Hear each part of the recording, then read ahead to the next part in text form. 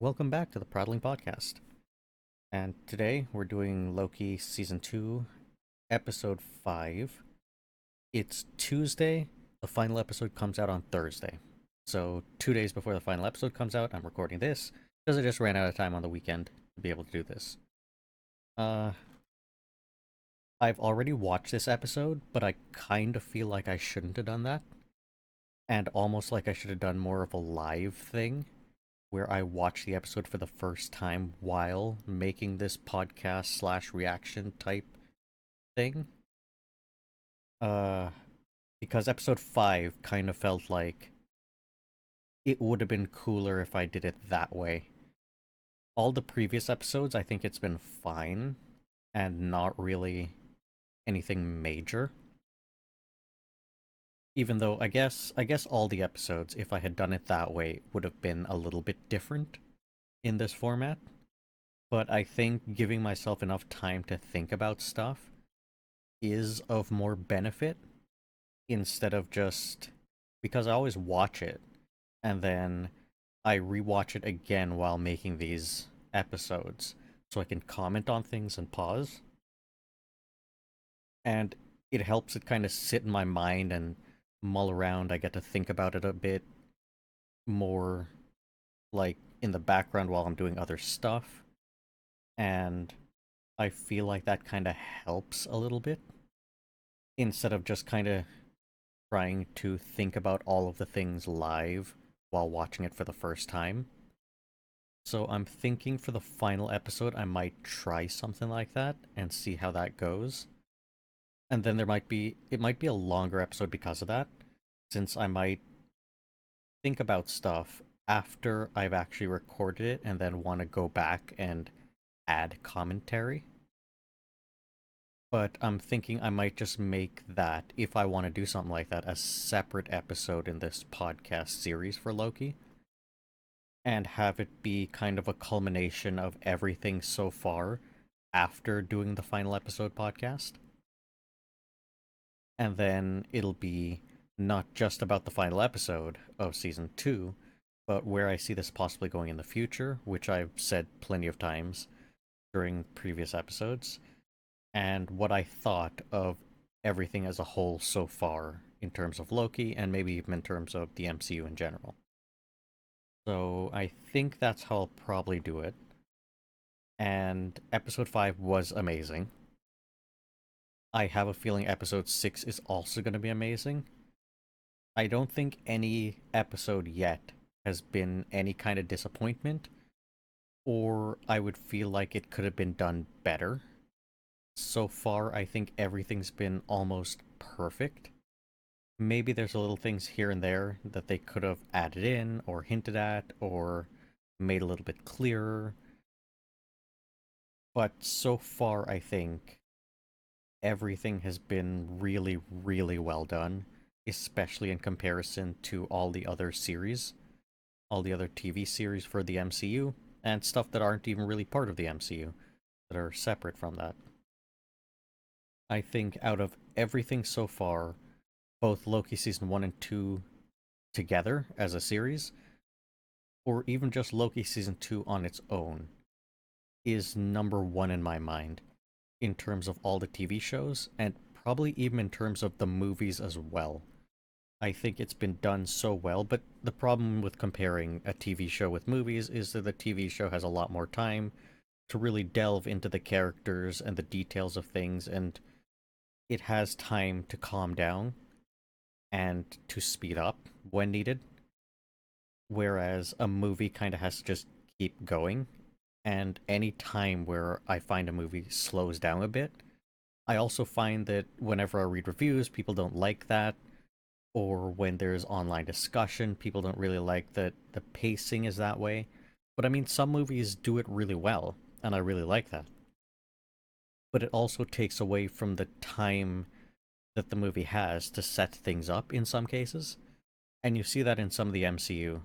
You see that in a whole bunch of other movies as well, where you know there are things that they could have done and scenes that they could have shown, especially when you get to see some of the cutscenes.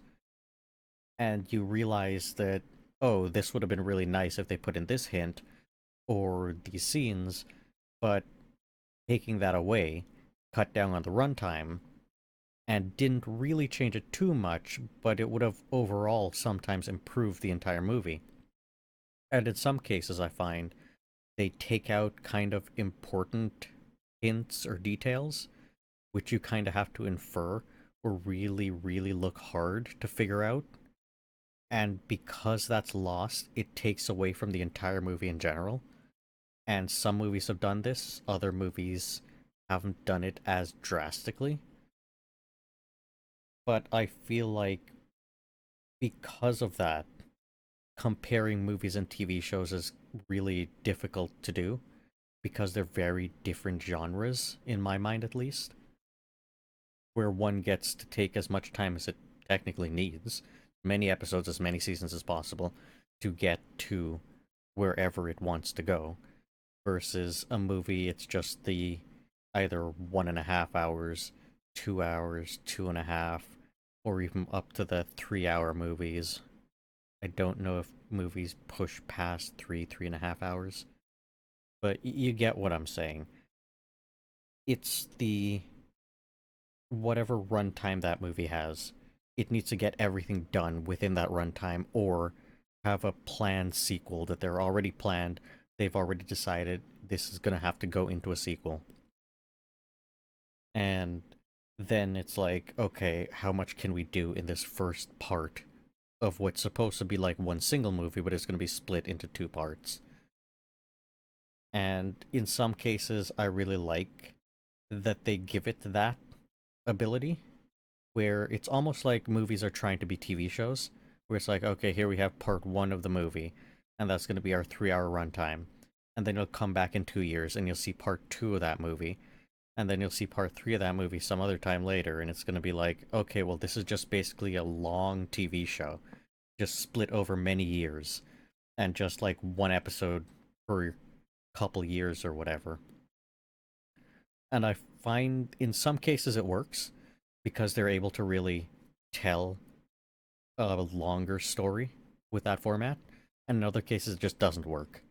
And it almost feels like rushed in some cases where it's like, okay, even though you have part one and part two of the movie, you rushed some parts of it, or there's too much going on in the latter half instead of, pacing it out a little bit better. And I find that I don't know if I've seen a movie yet that has done something like that. Maybe Dead Reckoning Part 1 and 2 will do it. Because Part 1 was really well done, and ended on a really nice cliffhanger. And it felt kind of complete in a sense, the way it was done, where it felt like a complete movie, but at the same time, it also ended on a really nice cliffhanger. I think same with Fast and the Furious, the most recent movie. Because I watched both of those, and they both felt that way. But Fast and the Furious almost felt like it ended on a more drastic cliffhanger than Mission Impossible. But I don't know if any, and since the part twos haven't come out, I can't really talk about those because that'll be in like a year or two or three or whenever. But so far, for all the part one, part two types of movies that I've seen, I don't know if they've done it as best as I kind of imagine it being done. And maybe that's me comparing it more so to a TV show, where each episode is very episodic, but it also blends really well. And I mean, like good TV shows, good episodes that blend really well into one another, creating a cohesive narrative throughout the entire season, or even throughout the entire series of the show, the entire run of the show. And I almost feel like movies are trying to get to that place, but may not necessarily be there yet. And it's much harder for movies to compete like that because you have years between the first part and the second part, and nothing during the in between. Marvel, DC, they could like make up stuff in between, like have a TV show come out, have other movies come out that tie into stuff. But in general, most movies like Fast and the Furious, they don't really have anything in between. You could try to do spin-off movies or whatever, but that's also just a whole nother movie. And I don't think they've never done a TV show, I don't think. I don't know. I don't actually know. I've just seen all the movies for Fast and Furious. I don't know if there's a TV show or if there's ever going to be a TV show. Same with Mission Impossible. I don't think so, but it would work, is what I'm saying. A lot of these movies would work really well as TV shows, especially if you want to go more in depth with all of the side characters, with the entire universe that it's set in.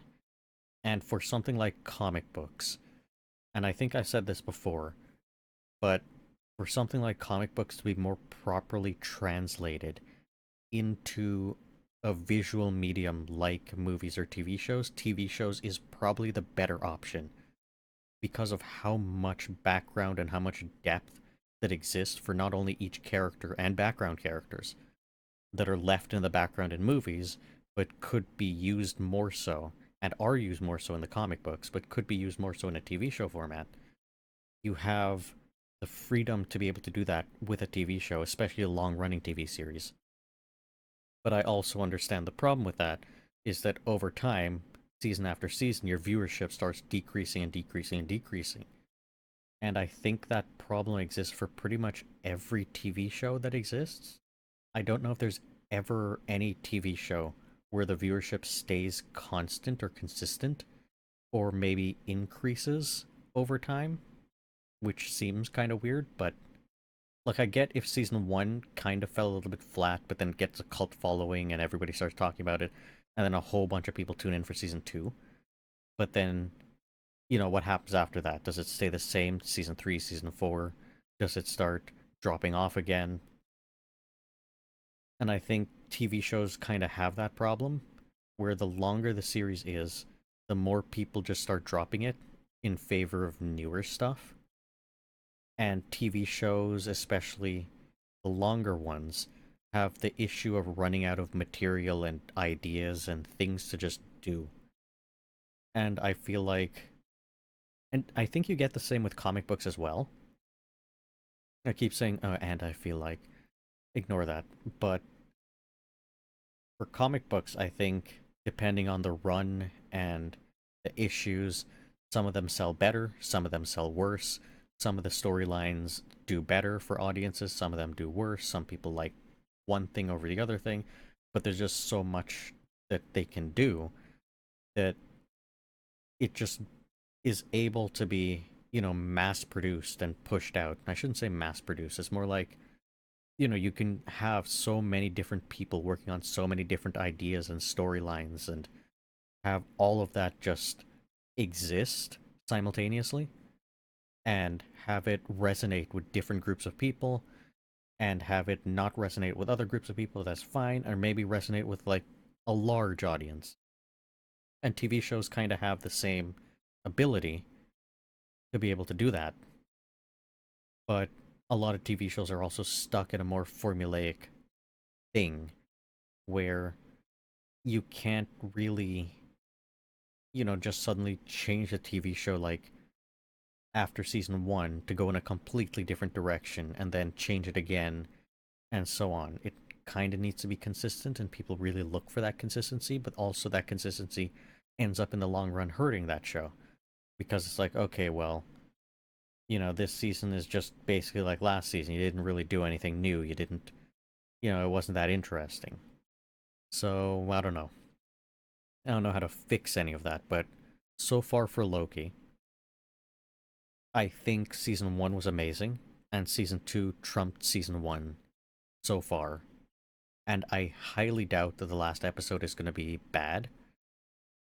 I think it's going to be even better than season one's finale.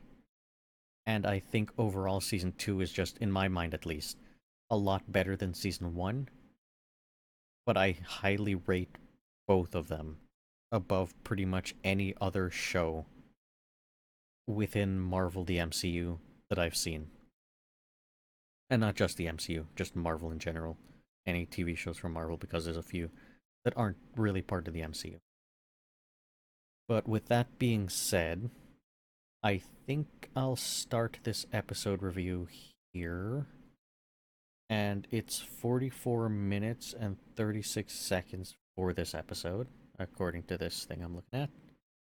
And I'm playing that at 1.23 times the speed. As I go through it, I'll comment on whatever I might think, how I feel this episode went.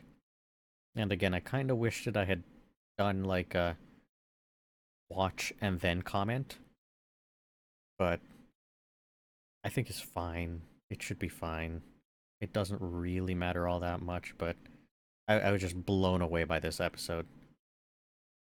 This episode was done so well. Like, I think I'll have to rewatch Loki Season 2 to decide which episode is my favorite episode, because there's been a few so far. It's weird because there's only like 6 episodes in total. I'm already like, oh, there's like 3 that were really, really good. And then the rest were really good, but not the same kind of really good, but it's still important. It was still necessary for those episodes. So for this episode, it recaps all the previous stuff that's happened, all the relevant and important information for this episode, as usual, as all the episodes have.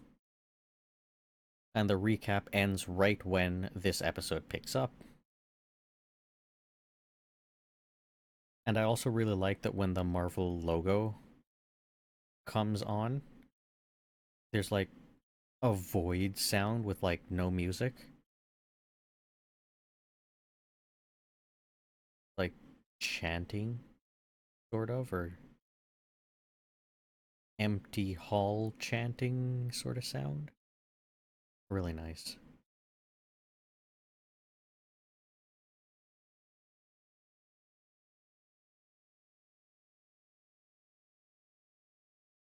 But it picks up right where the last episode left off. A blinding flash of light from the loom. Loki closed his eyes, and the camera zooms into him as the flashing light occurs. And now zooms right back out as the light dims. And he looks around, and there's nobody there. And at this moment, I was like, am I actually right in my previous episode where I said that, this flash is going to occur? I said a few things in that previous episode. I was like, well, Sylvie has the temp pad, so she could probably save them all right in that moment. But I also was like, well, what if they all get, flung through various timelines or something like that? And spoilers, that is what it almost looks like occurred. But more on that later. So Loki looks around and there's nobody there. And then he decides to wander the halls of the TVA trying to find people, and it's eerily empty. Like, everything is still here. There's no people left. All the individuals who used to be working here seem to be gone.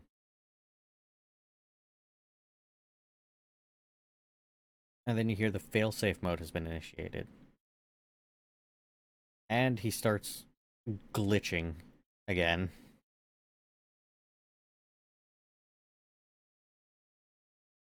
And then his time sickness seems to be back. And he hopped through time. And he sees himself. And says hello. And then hops back.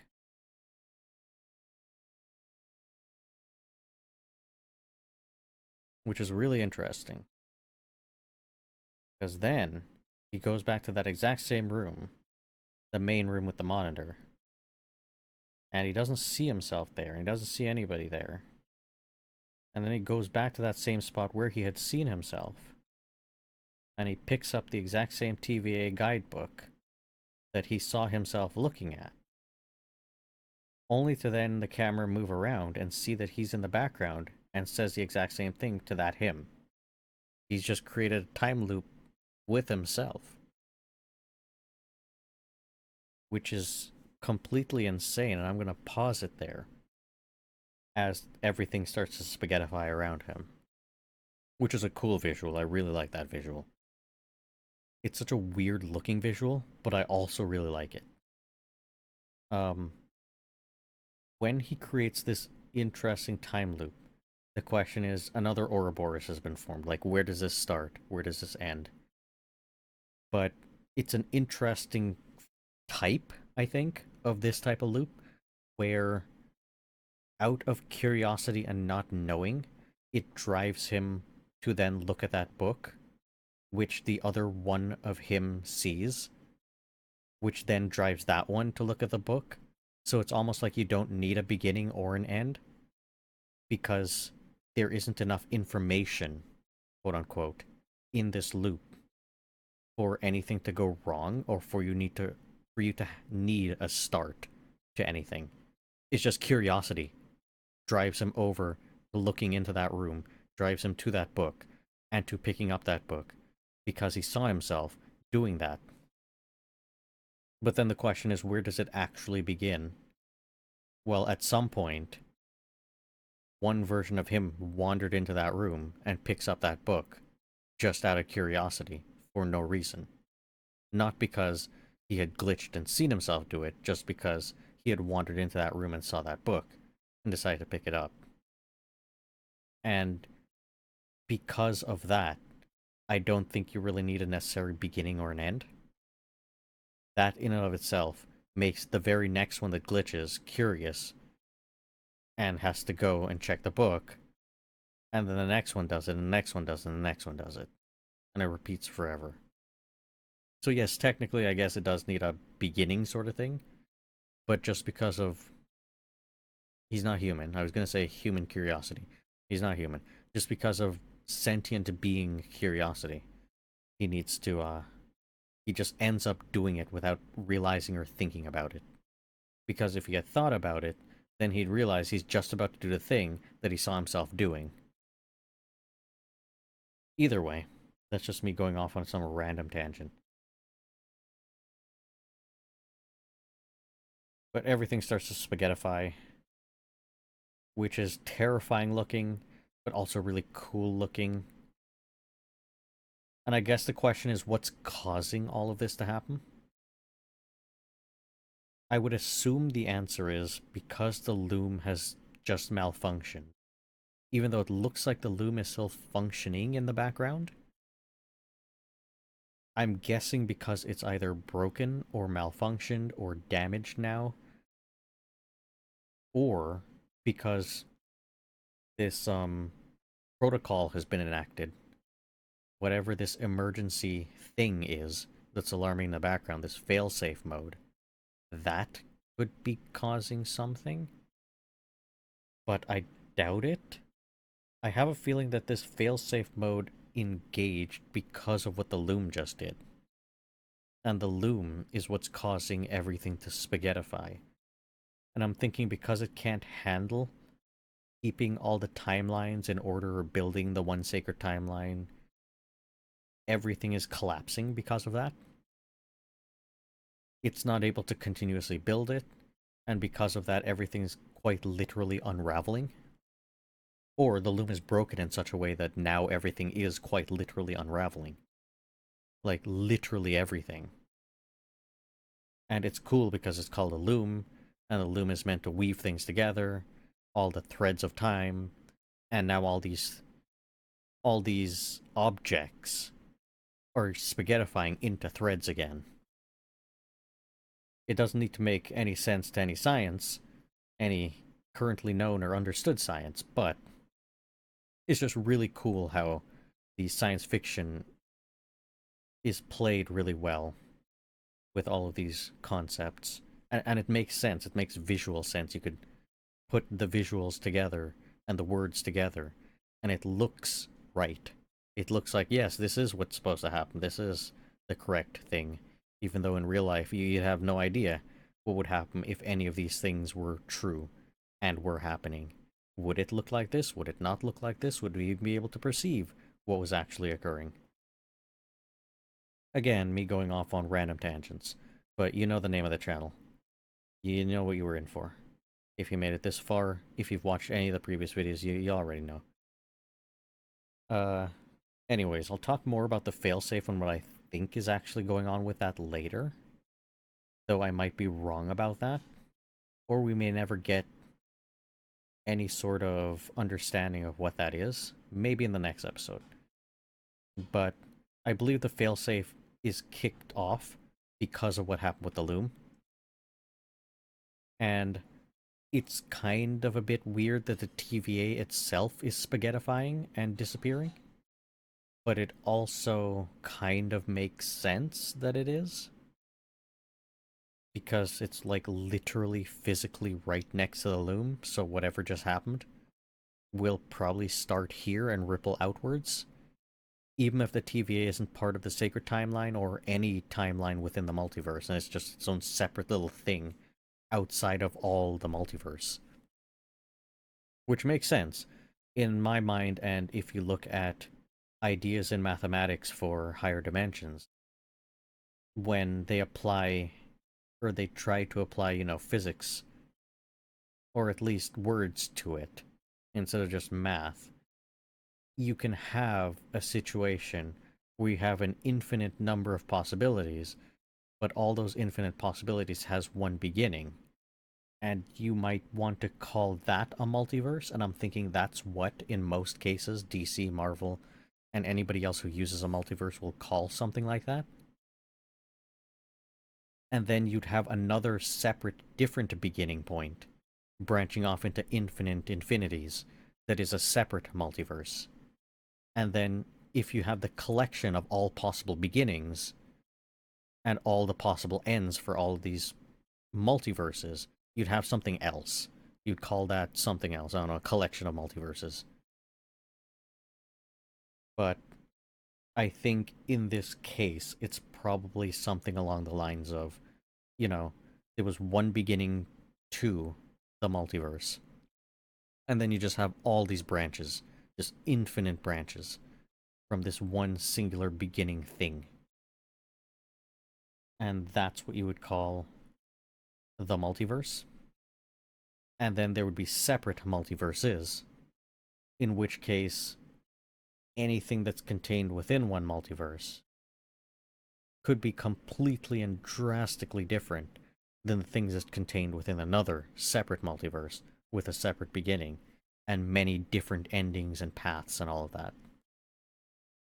Even if you want to believe that, well, okay, if it's a multiverse, it just has infinite everything. All the possible beginnings, all the possible ends, all the possible things. All the possible different types of universes will exist within this one multiverse.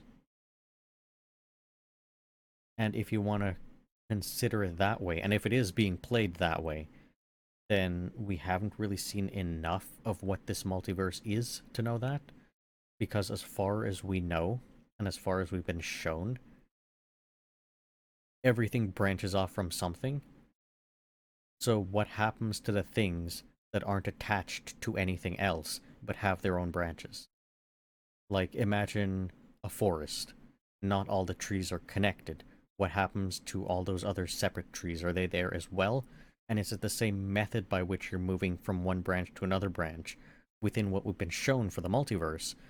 Is it the same method moving from one tree to another tree? Or is that a completely different thing that you'll have to do? A completely different barrier that you'll have to overcome? Because it makes sense being able to travel along any branch on a tree, being able to travel back to the trunk or the roots, and being able to hop from one branch to another branch. But what happens with a completely separate tree, with a separate beginning, a separate root system, a separate end, separate entire different ends than the tree that you were on in the first place? Something completely different. Completely separate. Nothing interconnecting, nothing coming close to connecting. Can you hop from one to the other? And we haven't seen any evidence of that here yet. And I don't even know how you depict something like that. But in my mind, the tree is the multiverse, and the TVA might be something kind of separate from the tree, right next to it, that was built right next to it, but meant not to necessarily interfere or intersect or connect to it. Though it technically has to connect to it, because the loom is quite literally weaving the entire multiverse, all of the timelines that exist within it. So I assume there's a connection point, so it has to be like kind of connected on in some way at some point somewhere. But yeah, let me just continue the episode because getting far into the weeds now. Little message saying thank you for your service with Miss Minutes waving is interesting. And of course, a really interesting question here is, does Miss Minutes continue to exist with the TVA gone? And I really like how the Loki symbol, each letter starts blinking out of existence until they're all gone, and then they all blink back. Spoilers for the entire episode, I guess. I guess it's not really. It's not really. It doesn't mean anything. Or does it?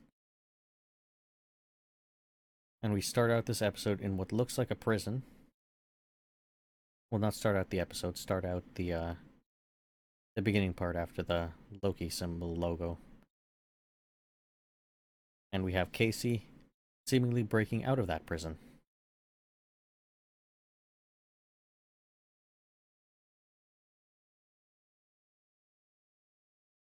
With two other random people that I don't think we know.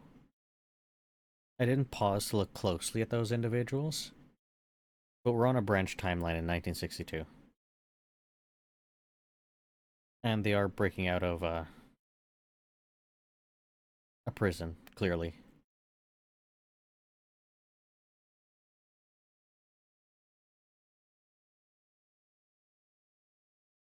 And he says the line, gut like fish. And Loki runs in, because he pops in around here. And Casey does not remember him or know who he is.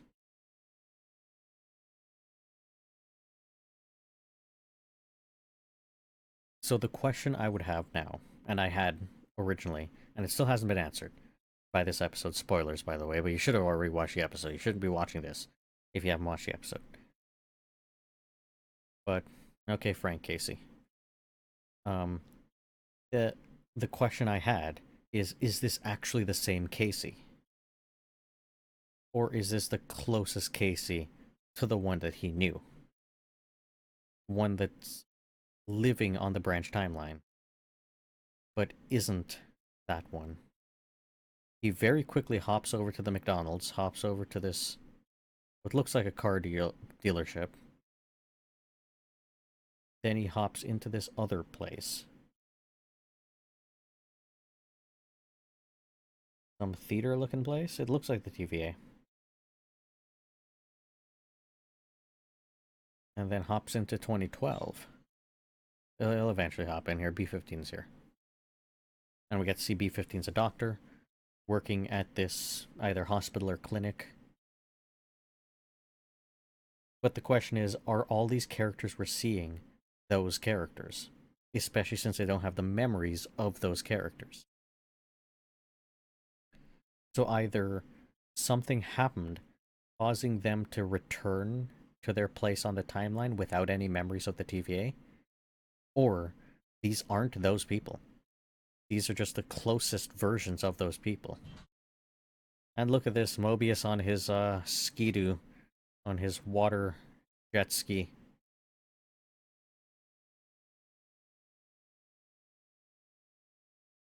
It honestly kind of sucks that he doesn't get to ride one properly, like on the water. In all likelihood, he has. But it looks like here he's selling these.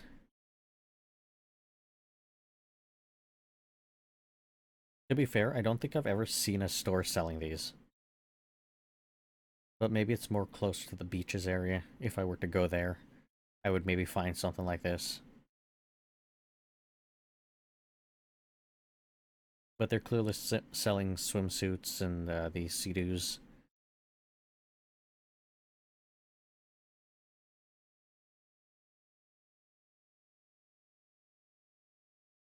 And clearly, Mobius doesn't remember anything either. And this isn't a Mobius. It looks like him, but he ain't him.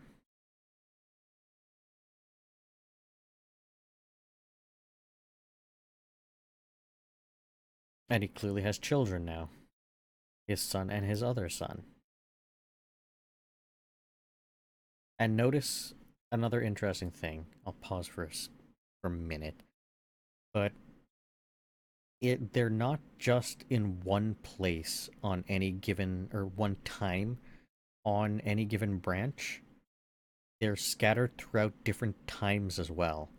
So none of these characters, none of these people that had worked closely with one another at the TVA are even from the same time.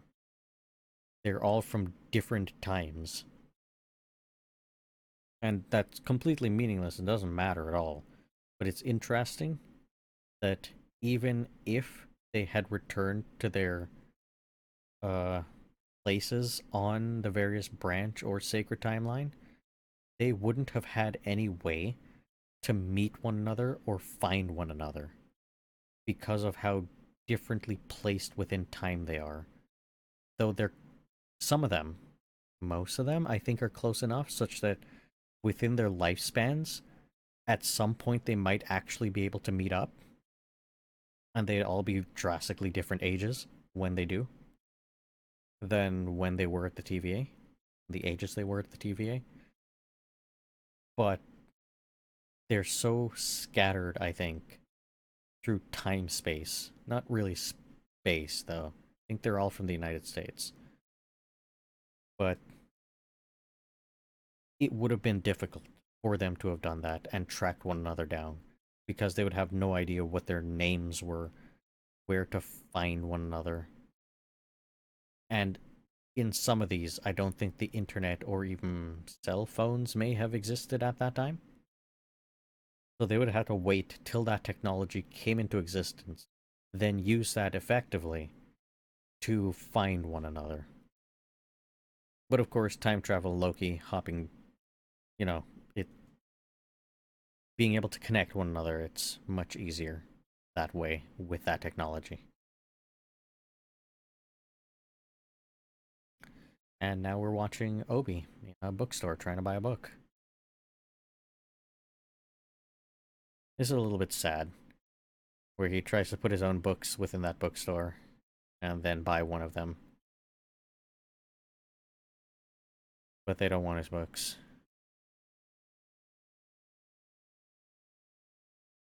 And then you get to see the place where he lives. And this is just amazing because it's almost a recreation of the TVA room that he was in.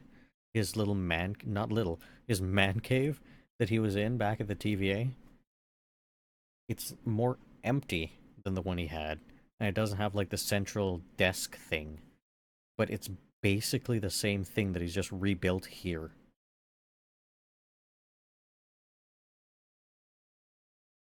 And I felt so bad for him. Because it looked like everybody else was kind of living a life and had a life that's somewhat good. And it seemed like he was really sad and unhappy and his books aren't being sold. And he's just alone.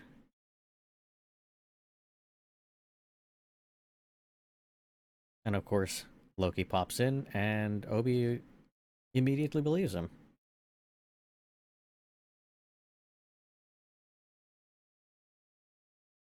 And I'm sure you can find I can find a copy around here while sitting on and being surrounded by piles of that book.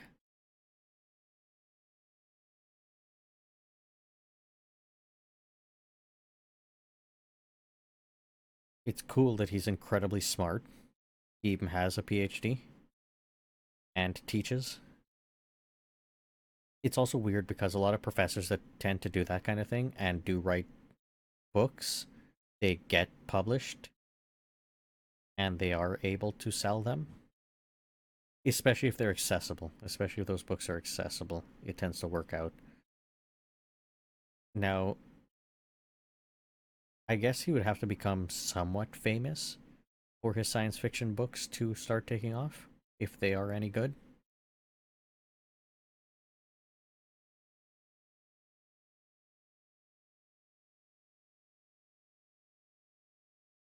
And then what he says is really funny.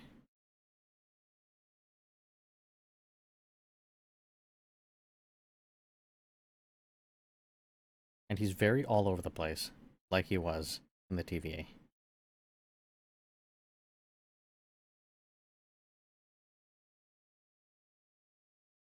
Like, he needs to go back to before the loom melts down in the TVA. And it's like, you can't, it's impossible, but don't let that stop you. I don't understand what you've just said. And I also like how kind of calm, but also, need to do the thing Loki is. He's he's really in control of, I guess, his emotions and his everything that's going on being so chaotic and urgent, but he is calm and controlled, and he is able to just, focus on the goal and what he needs to do, and be able to talk to somebody else and keep them on track and focused. Like, he's displaying a lot of really good qualities for a leader. With these qualities, this Loki would make a really good ruler of Asgard. Like, if he were to become, or even of the Frost Giants, if he were to become like a king with the qualities of like empathy and care and focus and calmness and reasoning that he's developed here, he would make an amazing leader, an amazing king. He's literally changed so much that he's become like the perfect person to be what he had dreamed of being, even though he probably doesn't care about being that anymore.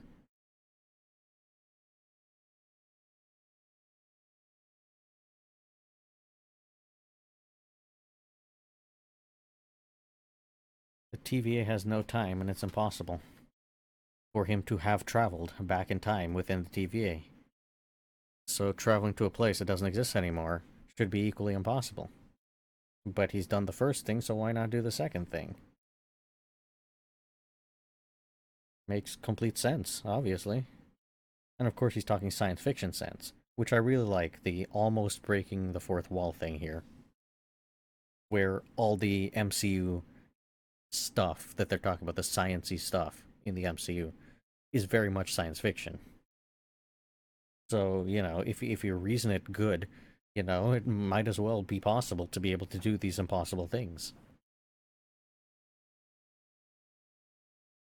But clearly the TVA has time, because Loki is able to travel between different points in time in the TVA. The TVA isn't immune to that, and if it was immune to that, the loom breaking down shouldn't have spaghettified the TVA.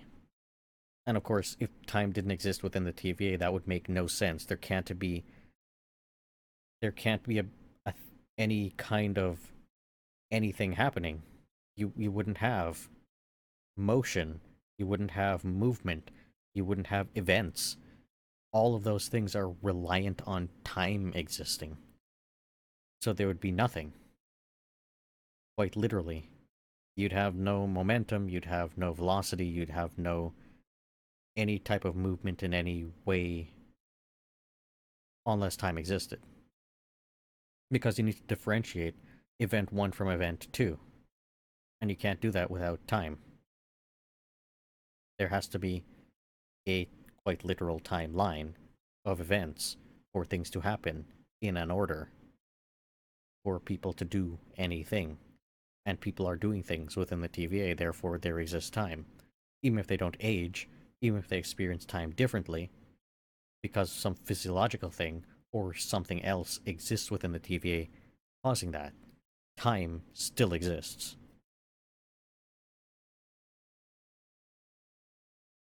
Now, the weird thing is, and the difficult thing would be, once a TVA gets erased from time, how do you then hop from not within the TVA to within the past version of the TVA? You're doing a more drastic hop here.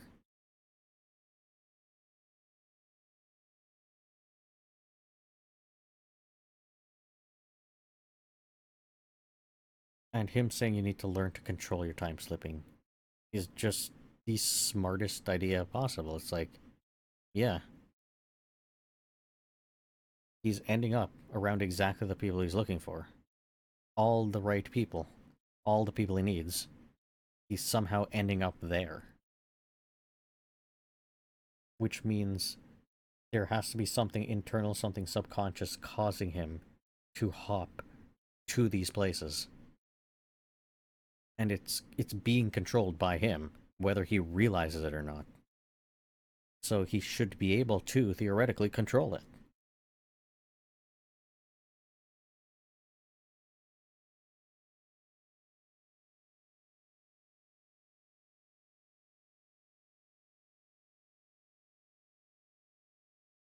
Though with science it's all what and how, and with fiction it's why. I don't necessarily agree, because science tries to answer all of the questions you can ask, and fiction also tries to answer all of the questions you would ask. It's just within a fictional universe.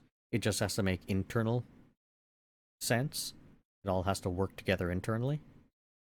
But then with science, it all has to work together with reality and what you observe and what you predict and all the experiments that you try to use to test whatever ideas you might have and the predictability of it and the control of all the different variables, etc., etc., and any axioms you might have. All of that needs to just work with reality, but they all need to answer all the same kinds of questions for them to be good pieces of either fiction or science. And science will never answer all the questions. You'll never be able to keep asking why repeatedly over and over again after every single answer you might be given, and then get to some place where you have no more questions. But it's kind of science's job to be able to do the best it can to explain as much as it can, so you can do that as much as possible. And the same way in fiction, even if it kind of loops in on itself, it all has to kind of answer to itself. So if you ask any question within any fictional universe, let's say the MCU, there needs to be like reasoning behind it, and that just makes for a better universe in general, a better story universe that you can build more and more upon. But in fiction, if certain things don't line up, or if certain things don't have answers, or if certain things contradict one another, then you could kind of hand wave that away, or, kind of ignore it because it doesn't need to do that. But in real life, not in every situation can you actually properly ignore it. I know in mathematics you can to some degree. I know in actual physics you can to some degree because the world is a very messy place and you don't need things to absolute precision. You don't need things to absolutely line up perfectly because you physically can't build things to absolutely line up perfectly. So there'll always be that little bit of error bar on everything. But, science refines over and over and over again as much as possible. And I think in the same way, science fiction universes try to refine themselves as well, especially when built super well.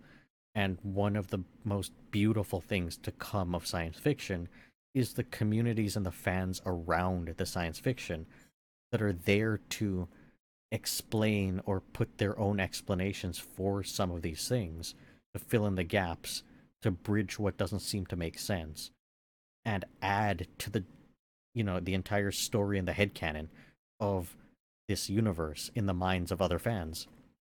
And I think that's brilliant. I think that's beautiful. I think that's amazing and an amazing thing that we've done as society, as fans of science fiction in general. We've been able to come together and build so much more out of that science fiction and that universe and these universes that we've been given by various creators, authors, and storytellers, that we've made so much more out of it and built it not just for us, but for anybody who wants to try to venture into that realm of that particular universe. And I like when a lot of these things are very friendly and open, and I know a lot of the times online it's not really like that, which really sucks it really sucks when people are very gatekeepy and people are very, it's like, oh well, you don't know this or you don't know that, and they bash people for that kind of stuff.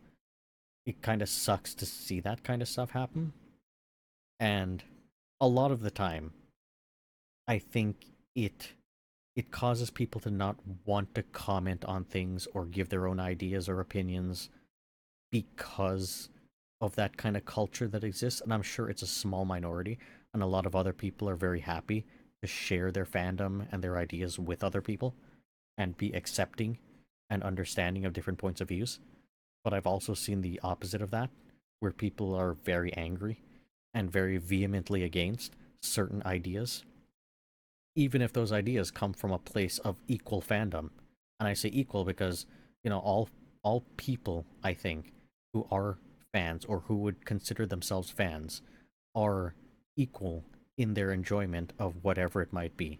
Because there's no physical way to measure something like that. How do you measure how much enjoyment or how much an individual likes a thing? Just because they haven't seen all the stuff, all the material, doesn't necessarily mean they can't like it to the same amount as somebody else.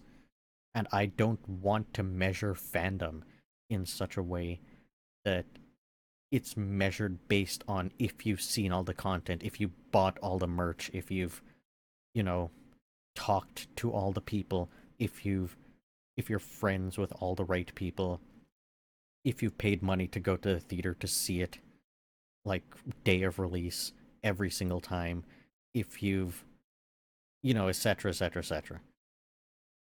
I don't think it should ever be measured that way.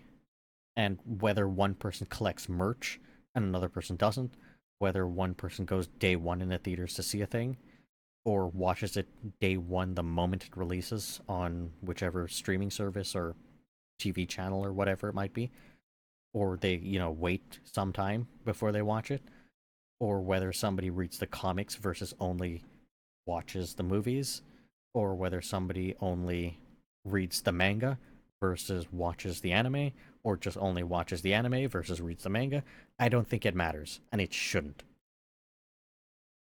If somebody enjoys something enough to call themselves a fan, then they're a fan. That's it. If somebody enjoys something, then that's a good thing. If somebody is only there to gatekeep, then that's a bad thing, and they're less of a fan for it, because that's taking away the enjoyment of somebody else.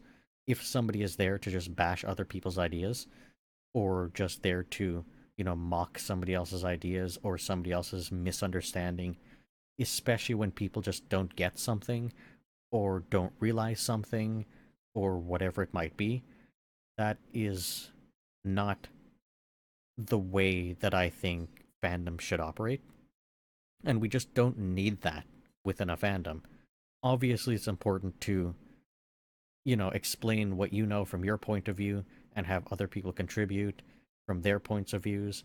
And maybe if somebody's confused or they don't understand a particular scene or they see a particular scene one way versus another way, it's perfectly fine to have a discussion and to be like, oh, well, I've seen it this way, or I think it works in this way, or you look at it in this light. It, to me, makes, a different kind of scene instead of what you described or what you felt. And I think that's perfectly fine and really good for a community. But I'm getting way too much into off topic topics here. Either way, fandoms are fun. And I think they could just be amazing places for people. And really, really amazing for whatever content, whatever universe is being built. And the art is obviously awesome to come out of various fandoms. I can't wait to see some of the season 2 art that people will make for Loki. I've seen a lot of the season 1 stuff, really, really well done.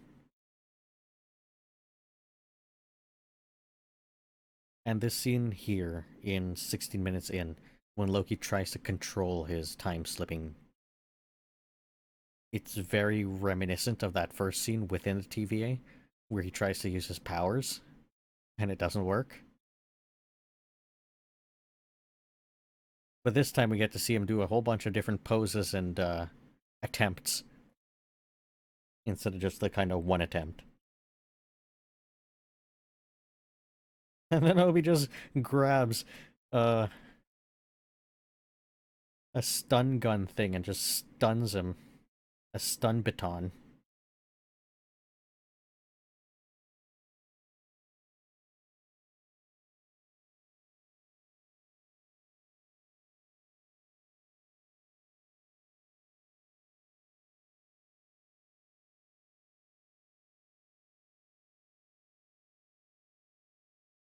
So it's really good that Loki at this point realizes, let's, instead of trying from a science fiction point of view, try from a science point of view.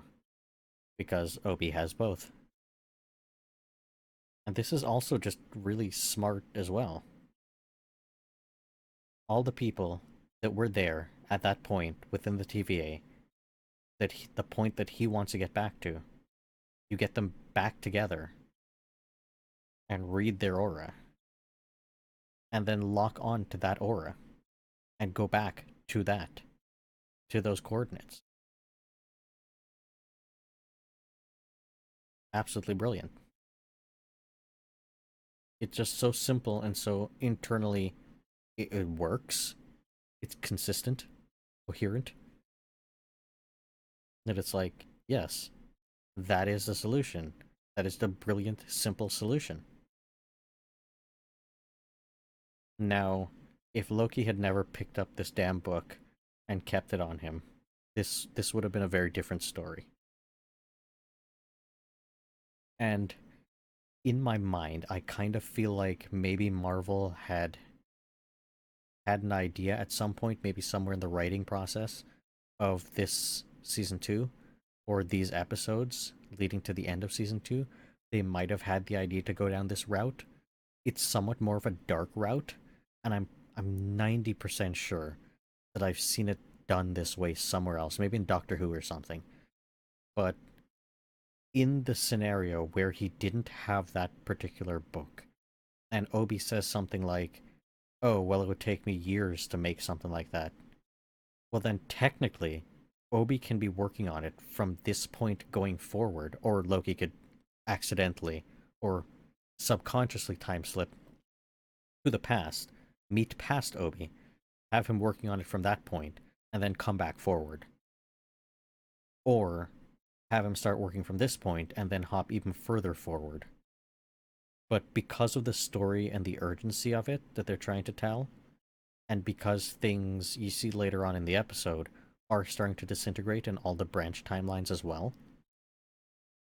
because of that, I think they couldn't have gone with a more darker approach. In my mind, it's a little bit darker to have somebody work for essentially their entire lives to build a thing,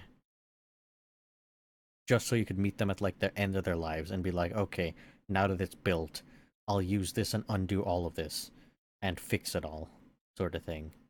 So I think it's a good thing that they didn't go down that route. But I don't think it would have been possible because of the urgency of it all. If they wanted to build in the urgency and they wanted to show that things are disintegrating now in real time, and he doesn't really have that much time, because all across the different branch timelines, it's happening simultaneously, then you would need to get this done faster.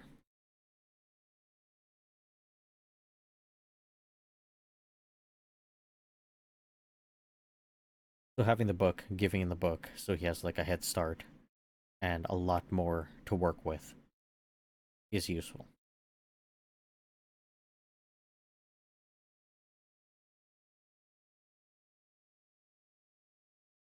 And now Loki's hopped over to where Mobius is.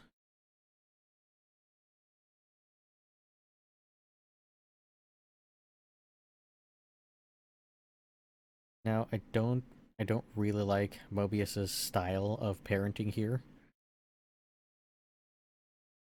but I understand that he's in kind of bad situation, and then his child with the match. That really sucks.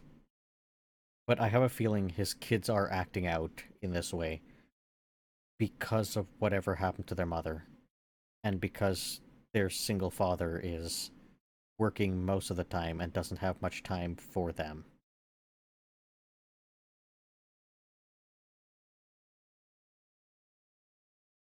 It's actually on my way to yeah. Real suspicious, Loki. Bit of a time crunch.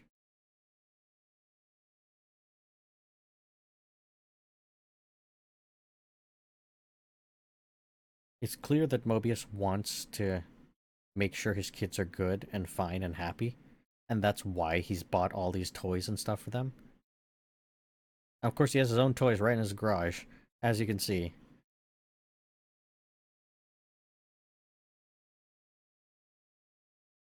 Beautiful union of form and function. He remembered Mobius's words. It's really sweet, actually. And I'm sure all the people who ship these two together are just over the moon with some of these scenes. With Loki remembering these off lines that Mobius had said about his passions and how this is the first, basically the first person he tries to convince.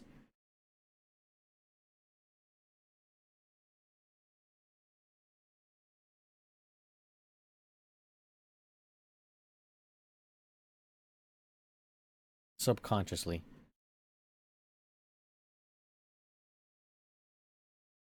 Now, when Obi just shows up, it absolutely sucks that he's like, oh, my wife left me, I lost my job. That's terrible. That's just terrible. I'm wondering. I didn't think about this when I watched the episode first, but I'm wondering now, what were the events that caused either He Who Remains or whoever selected these individuals from their points in various timelines to be part of the TVA? What did they do? Because for Obi, it almost kind of makes sense because he's smart enough and capable enough to be able to mess with technology that could potentially rewrite time, causing a branch timeline, something like that. And then somebody has to step in, pluck him out of that timeline, and prune it. But what did Mobius do? He's a single father. He's working at a skidoo place, or a water ski place. And he's just selling water skis and trying to take care of his kids as a single father. Like, what could this man have possibly done to create a branch timeline? Now, obviously, in like episode 1 of season 1, you see that, oh, well, you just decided to do one slightly different thing that you weren't supposed to do. But I almost kind of, I'm like, well, how? And I'm pretty sure I said that during my review of season 1, during going over season 1, where it's like, well, how does a person not know that they're doing a thing? And of course, Sylvia was just probably born, and that's why she had to be erased. But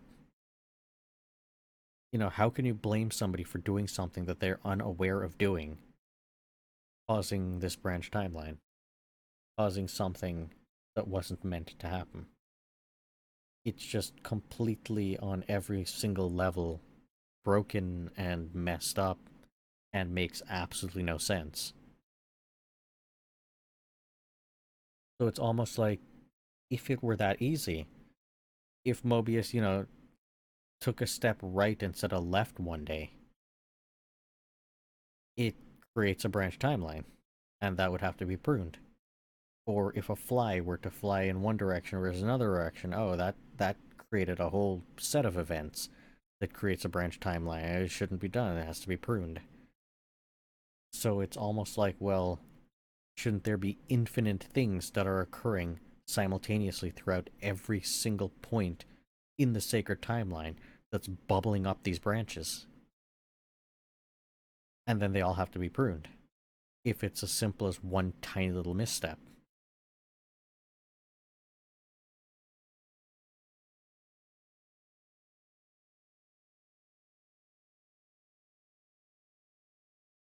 Now, I thought in this scene at 22 minutes in, when you see Loki and Mobius talking after they just walked through the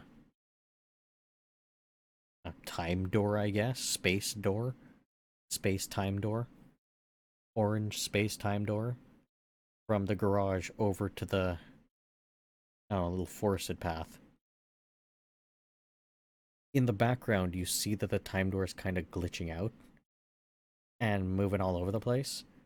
I almost thought that maybe this episode would go in the direction where they'd have to use this janky time door to get around, and it's going to cause some hijinks and some problems. Now, that didn't occur, and it was mostly stable. But I think if they had more time, more episodes to do, then they could have thrown in gags like that. And then it's really nice how Loki's like, you know, when we first met, you saw something in me that I didn't even see in myself. And that's absolutely true.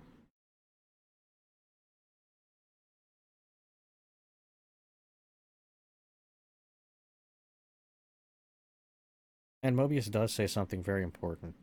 Why don't I remember that? And I think that is an important question. Why don't any of these characters remember any of the things? Is it that the characters that were once in the TVA are gone? They are just quite literally evaporated and they don't exist any longer? They're spaghettified? And for whatever reason, Loki hadn't been? Or were these characters just forced back into whichever branch or whichever timeline they were meant to be in, and their memories were wiped? If that's the case, I'm thinking that's the emergency protocol that was activated within a TVA when the loom exploded. I assume it exploded. Whatever happened with the loom triggered the TVA to be like, we have to save all our people, and we'll just put them back without their memories. It's just an automated process where they get put back where they were originally taken from. And because He Who Remains no longer exists, and because the timelines are able to branch out, these people can be put back on their branches that they would have existed on, instead of having to be put back up on the sacred timeline. So that might allow for all of the characters to end up on branches as close as possible to who they were when they were plucked from their particular branches. Or they weren't really branches yet. I guess they were like proto branches, almost branches before they were pruned. So wherever they would have ended up, if that branch was allowed to grow, they were put back there instead of having them pruned. Or at least the closest thing to there as possible for each of them. And without any memories, of course, of any of the TVA stuff. And I'm guessing all of them were put back. And if that's the case, then who we're encountering, who Loki's actually going to, are them, are the actual people. Are the original, actual, closest thing to those people, just without their memories of the TVA and one another. And I think that would make a lot of sense for the TVA not only to protect itself, but to prepare itself for He Who Remains' return. Because if this has happened before, where all the events we see play out in Season 1 and Season 2 up to this point has happened in a different iteration, a different loop of He Who Remains' constant returning to that throne in the end, then all of this would have happened the first go around, and things would have been put in place in order to ensure that he could get back the same people that he needs to run the TVA every single time it'll be all the same people. Unless there's slight iterations on the people, slight iterations depending on exactly what happens. But I kinda don't think so. Because you'd want it to be as close as possible to being exactly how you envision it occurring. And what I mean by that is, at some point, an individual is born who's destined to become He Who Remains on some branch timeline somewhere. And this individual ends up doing all the same things that He Who Remains showed at the end of season 1. Discovers multiverse travel, meets other versions of himself, starts researching further, keeps meeting other versions of himself. They all figure out this technology eventually and are all able to do it. And some of them want to conquer, and others don't. And those that want to conquer know that people, not only within their own universe, but within other universes, might try to stop them. And the best thing to conquer, the highest pinnacle to reach, is to conquer the multiverse itself. And that's what those individuals will set out and try to do. And if they're able to hop between different universes and timelines, then they should be able to, by that logic, see into the future. And if they can see into the future, then they know that they will succeed. And they know where they must end up. So they'll begin to try to ensure that all the things they know that need to occur will occur. Meaning they'll have to follow the blueprints of what they've already spoiled themselves for in the future and ensure that all the pieces are in the right places for them to fully succeed and conquer. Which would mean building the TVA exactly how they foresaw it being built, with all the right people, with all the right things, and getting to that point. And it's possible that maybe they didn't look far enough into the future to see that at some point they just get bored of it all, or get annoyed by it all, or realize they're just trapped in this never-ending cycle or this loop, and then have to decide, what do I do? Oh, maybe I'll just guide this Loki and this Sylvie all the way to here, and then see what happens from there. And then it repeats again, and they'll just put in place the exact same thing, the exact same stuff to happen, because it has to happen, because they'll want to end up in the same place again, etc., etc. So they are quite literally trapped in a loop of always ending up there, no matter what they try or what they do.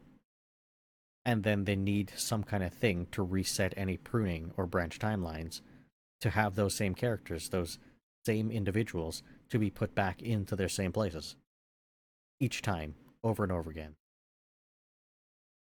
And that's almost what my vision is for this entire saga or arc, which I've said before. I've said something almost exactly like this before multiple times. But that's kind of how I see this playing out. And the true ending of this multiverse saga is them breaking free from this loop and not having an individual like Kang at the top to govern over or rule over anything. To have a free multiverse and to have individuals who are capable of governing over a free multiverse to defend the freedom, not to enforce any kind of rules or whatever it might be. Only to enforce rules like, stopping any individual from trying to conquer the multiverse, or stopping anything from breaking various timelines or destroying universes. And I assume they'll form something to try to stop incursions from occurring.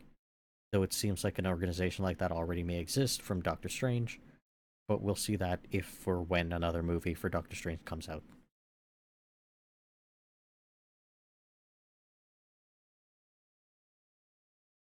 I keep going off onto many, many tangents in this one. Hopefully people are able to follow through or follow along with what I'm saying.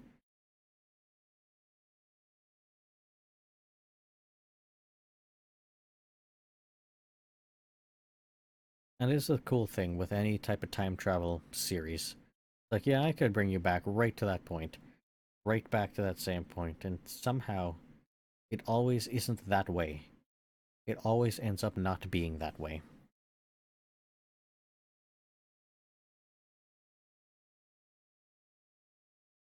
Now, if I'm right about how the TVA operates, and it had to reset all of its agents and put them all back on at least the closest place to the to where they were originally taken or where they were supposedly taken from, then it makes complete sense that Loki himself wouldn't have been reset because he is not a TVA agent. He's not part of their system. And same with Sylvie. She's not part of their system. But then Sylvie should have still been standing there. She should have still been there. Unless at the last minute she disappeared herself from there and left everybody else, which I don't really see her being the type to do. But more on that later, because she says something odd later on. And I really like the scene with Loki slow walking past each of the individuals. And you see the team being formed and put back together. It really felt like at this moment, okay, they have a team now. They're going to try to fix all of this.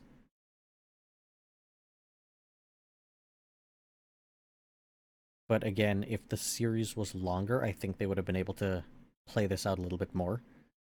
See the interesting dynamic of these new versions of these individuals, which would have been fun and cool. But it's not gonna happen. It doesn't happen. Spoilers, it doesn't happen that way.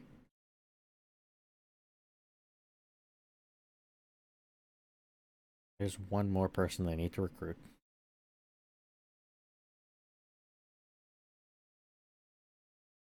And then we go right back to that McDonald's and this pickup truck.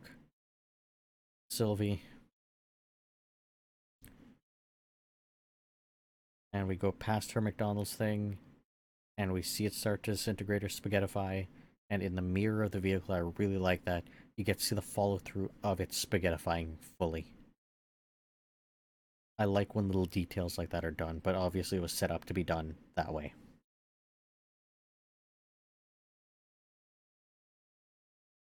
And he had this whole speech planned out and everything. And of course she knows who he is.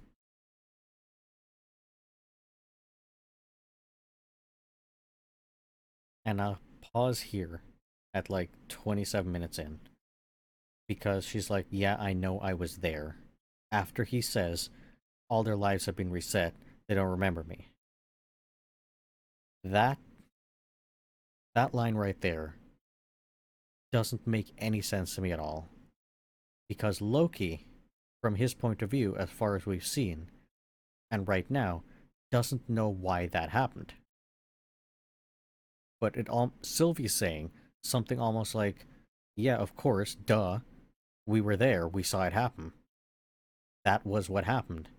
It's like, no, you weren't there, Sylvie. You weren't in the background.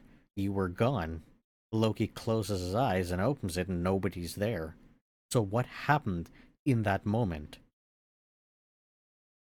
It's almost like Sylvie knows that a thing had occurred there that Loki does not know. And I wonder if this was cut from this episode or it might be explained in the next episode. But it's an oddity that was like, wait a minute, I had to pause there and be like, okay, what's actually going on here? This makes no sense. She's talking as if Loki should know that, yeah, this happened. But no, he opens his eyes and everybody's gone. He has no idea what's occurring. He has no memory or no recollection, and we didn't see anything like that happening. It's not like we saw, okay, everybody just lined up and, went through a portal to go back. Or we got, like, information saying, oh, everything was reset, the TVA protocols have been complete or something like that. But from Sylvie's point of view, it's almost like that's exactly what happened. An alarm bell rang, everybody disappears, and then the TVA automated system is like, everybody reset, everybody's back. But from Loki's point of view, we clearly see that he has no recollection or memory of any of that happening.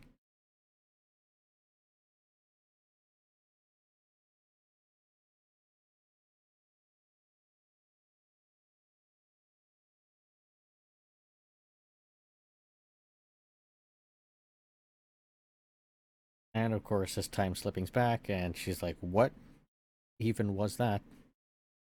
I don't know how buying him a drink will help." I don't know if that close shot of that arcade machine game has anything to do with anything. I don't think I've heard of that game before.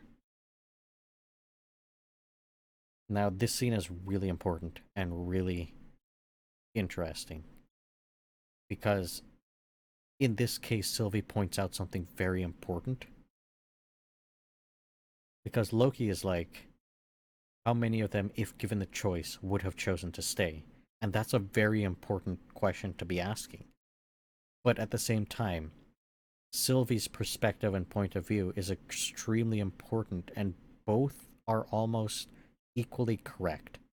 I don't know if either of them are more right than the other, because they both make incredibly good points here in this argument.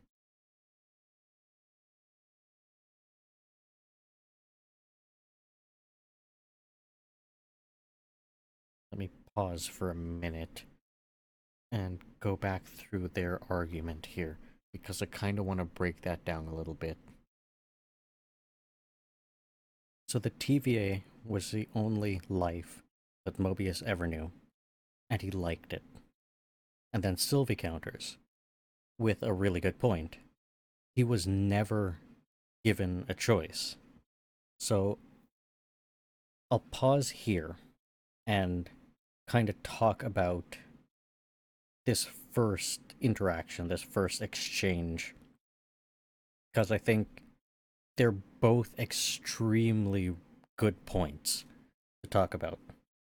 So, Loki first starts saying that it's clear that this event that occurred, and from our point of view watching this, I don't think we really know if anything has been explained or Loki's realized or figured out, how this event occurred or why this event occurred. Because from our point of view, things just happened, Loki opens his eyes and nobody's there. And from Sylvie's point of view, it's like you were there, you saw what happened. So there's a little bit of oddity with that, but that's besides the point.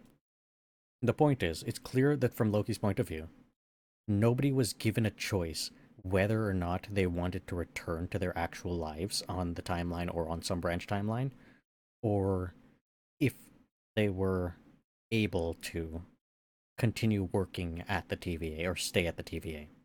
Now, I think there's just some automated system that just wiped everybody away and sent them back. If it's not that occurred, then I don't know what other event could have triggered that, and I don't think Sylvie would have done something like that. Though maybe I'm wrong. But the first exchange here being it's clear that they weren't given a choice on whether they want to return to whatever life they had or stay at the TVA if they enjoy the job. That is absolutely true.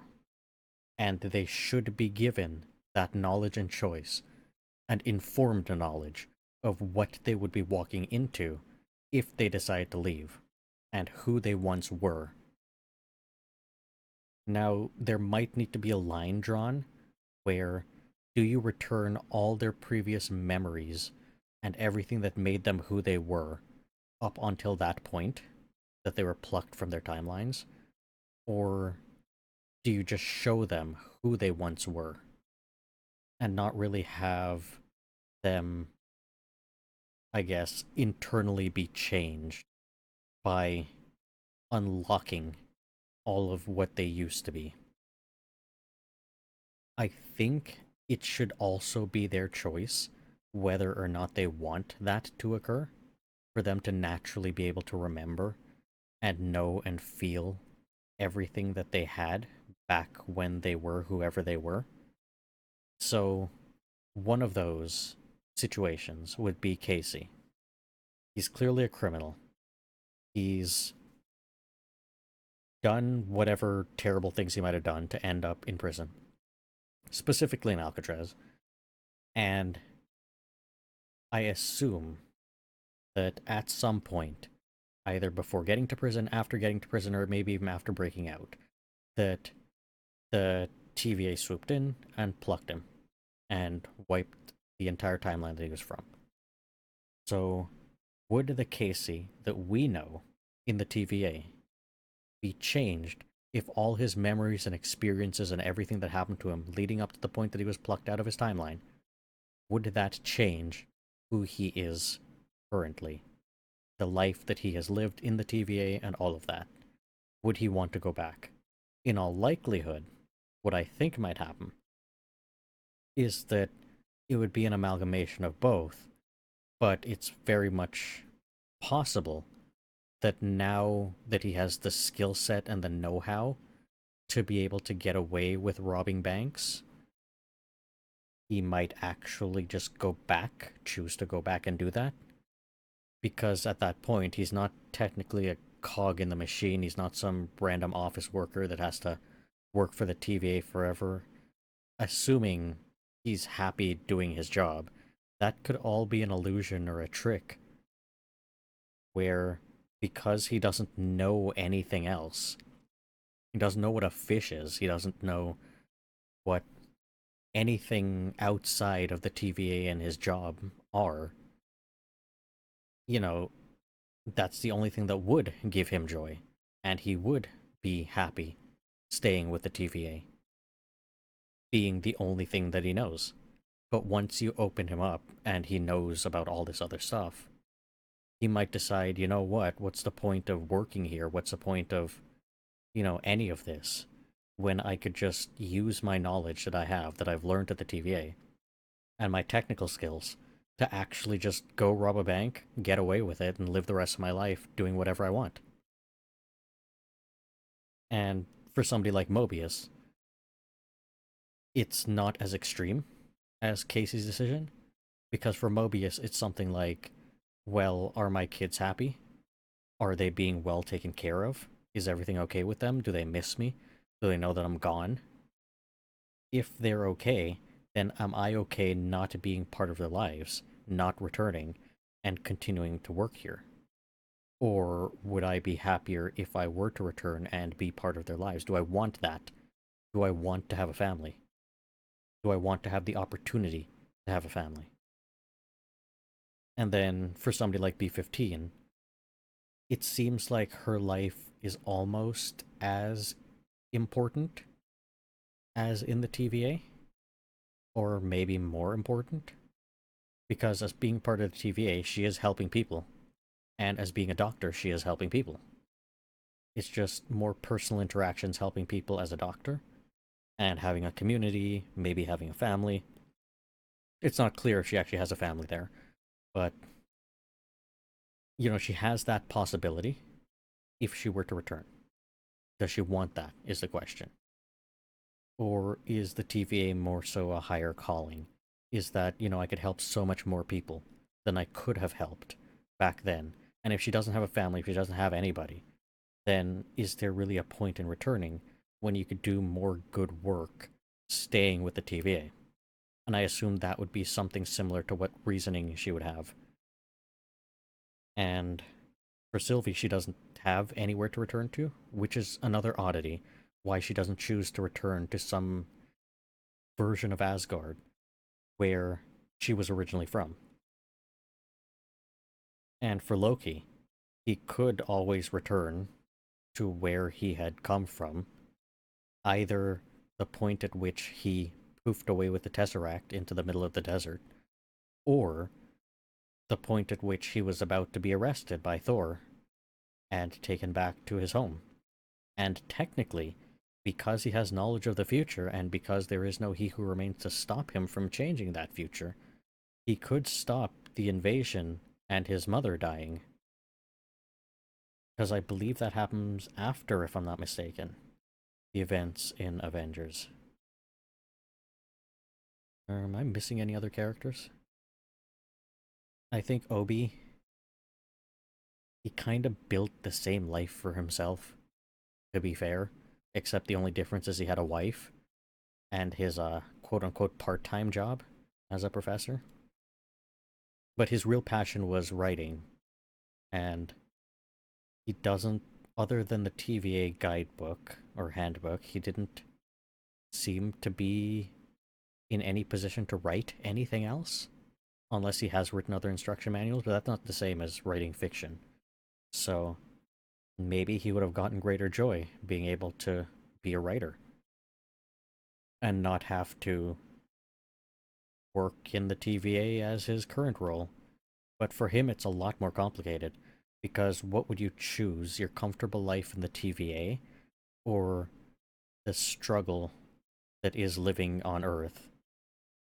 And maybe as a physicist, his ideas would be kind of different, where he would be like, well, if I was living on Earth, I would continue to age, and I would have to work somehow to make money so I could do my passion, which is writing.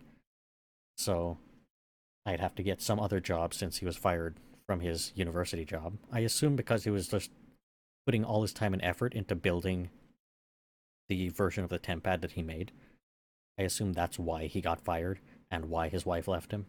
If none of that happened, I assume he would still be with his wife and have his part-time job.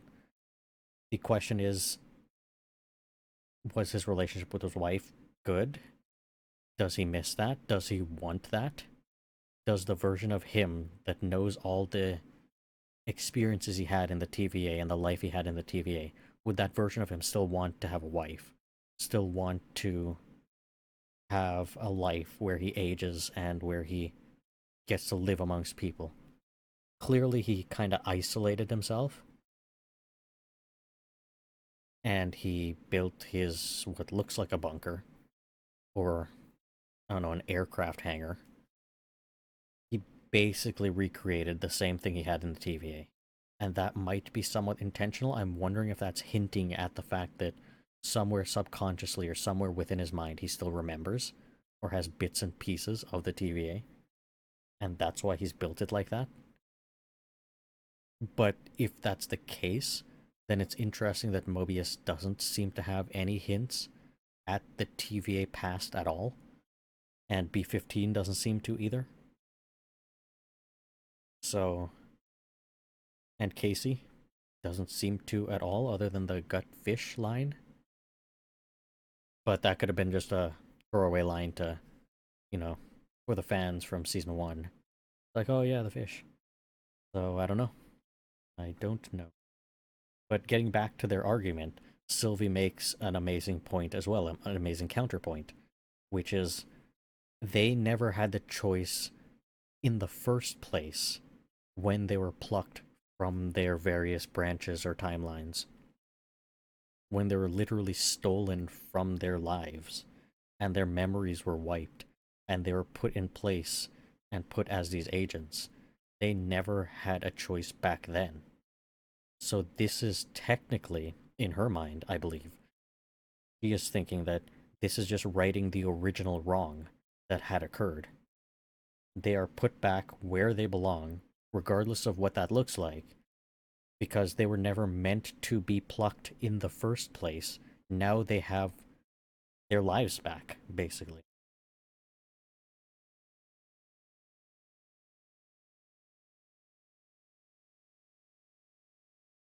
And then Loki makes another point. It's like, shouldn't they now have a choice?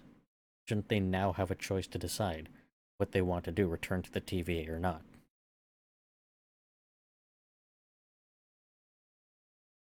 And it's the same point that Loki's making yet again. It's the exact same point. Like, shouldn't they have a choice now, though? And then Sylvie comes up with a really good counterpoint to that. Because what you're essentially doing is you will have to show them something that they can never unsee. Something that will be haunting them for the rest of their lives if they choose to stay and not go back to the TVA. That will be something they can't unsee. And that, in and of itself, showing them something like that, could change their mind. But I mean, that makes sense. That's life. You show somebody something else, and their minds could be changed immediately by seeing that instead of just telling them something, which they may not even be able to imagine. But unless in this scenario you're willing to wipe their memories after so that they don't remember you showing them or telling them anything about the TVA and they could just go back to their lives if they choose that, that could be a potential solution. Kind of Men in Black it, where you bring in an agent in Men in Black and then they decide, you know what, I don't want any part of this, I want to go back to my life. And then you just mind wipe them. So they never have to worry, they never have to look back. They don't have any of that. But of course that's harsh. It's kind of a harsh thing to do. And especially when these people have technically already been messed with. It's like you're just gonna you're just gonna mess with them further if you do something like this. Because it's almost like an impossible choice. Do you stay living the life that you've already built, that you know, that you understand, or this fantastical life filled with like what looks like magic essentially to any of them, with like time travel, and you're in a timeless dimension governing over all timelines. Like imagine bringing that to some random person who's just lived a regular life as like either a criminal or a physicist or a doctor or a salesperson, a water vehicle salesperson. You know, it's almost an impossible choice because any individual whose lives are not so good might actually choose that. And they might choose that in Obi's case for something better and for something positive, or they could choose that in Casey's case for something negative. Oh, maybe I could use this. I could escape here for some time, learn some stuff, steal some of this technology, and then use it when I come back. So it would be a mess, to be fair, if you were to take the situation as is now and try to give them a choice when they don't remember anything to do with the TVA. And Loki is right. They didn't get a choice in this. But I think Sylvie's point is stronger.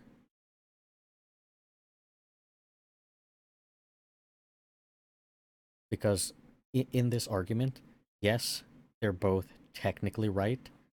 Loki is right that they should have gotten a choice, but Sylvie is right that with the situation as is now, you should not be showing them this choice.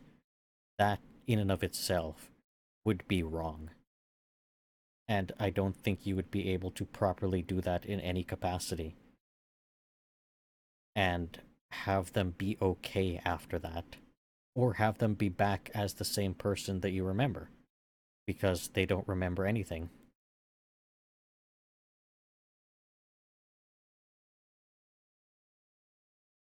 So right now, Sylvie's answer is the right one. You shouldn't do this.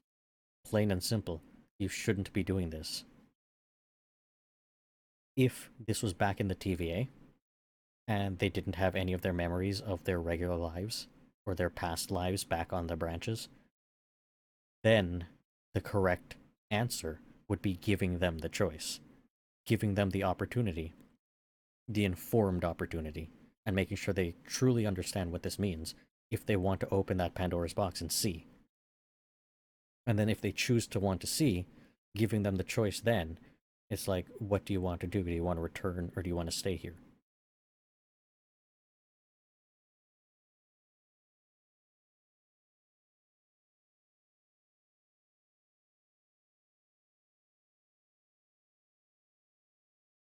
And I don't think that it's selfish. And I think Loki was upset, obviously, for saying this. But it's not selfish to want to have a life and to want to live. And Sylvie is in the right in this situation where she's saying that it would be wrong to show them the TVA, show them all this stuff, pluck them from their lives as is now, and show them this and then have them try to choose. You know, what would you rather?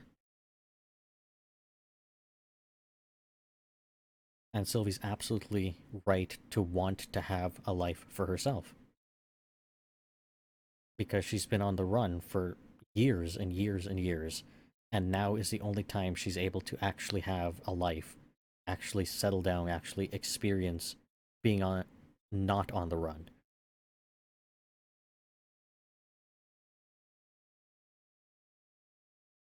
And then her asking and confronting Loki with what does he want?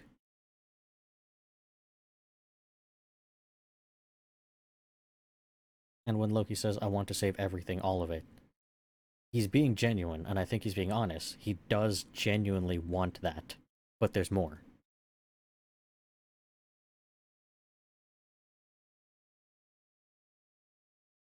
And then he finally gets to it, saying he wants his friends back. And yes, that is at the heart of it, because right now, he is alone. He has nobody. He opened his eyes in the TVA, and he is alone. And he wants that place in the universe back because he felt like he belonged there. He had friends, he had people, he had a purpose. But it's not a purpose like original Loki wanting his glorious purpose. This is different. This is more human, like he wants a place to belong. That kind of purpose. He wants people to be with, that kind of purpose. And to have a job. Quite literally as a job at the TVA. To give some purpose and meaning to his life. It's more so for self-fulfillment and to be happy. And not necessarily because I'm owed this, or this is my birthright, or whatever other reasonings had existed back when he first started all of this.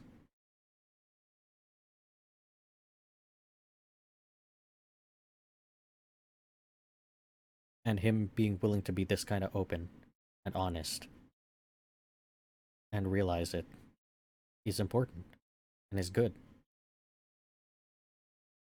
And I don't think him saying all that is necessarily him being selfish either. I don't think it should be phrased like that or viewed like that. I don't think it's necessarily selfishness to want to be happy. It would be considered selfishness if you want to be happy at the expense of somebody else's happiness or at the expense of somebody else in some way, where you being happy and wanting to be happy, even though you know that would mean that somebody else wouldn't be, I think you could make an argument for that to be more so considered selfish. But in the way he was, I think, getting at this here, he just wants everything to go back to the way it was. But also, he truly does want them to make a choice. And he does feel like some of them would still choose to be a part of the TVA, and the TVA would continue to function, and he'd still have that. The question would be, would Mobius decide to stay or not? And if Mobius decided not to, how much would that hurt or affect him? That would be something a little bit more tough. And that would be the time that we would see if he's actually selfish or not. Because at that moment, if he's unwilling to let Mobius go, or if he's, well, he would obviously be upset about it. But, you know, if he were to try to stop Mobius in some way, that would be selfishness. But if he was upset about it, if he didn't like it, if he's just genuinely upset because he feels like he's losing a friend and he'll never see that person again, or he'll never be able to talk to them again, etc., etc., then I don't think that's necessarily selfishness. I think that's more so, he'd be able to, if he was in that state of mind, he'd still be able to, if he was still able to accept Mobius leaving and, wishing him well and all of that, then that's not selfishness. That's not at all selfishness. But he would be tested at those moments, whether he is selfish or not. I don't think just wanting his friends back necessarily means that he's selfish. Now, what is selfish in this situation is if he were to then pluck all those people from where they are and try to make them back into what they once were. that would be selfish without giving them a choice.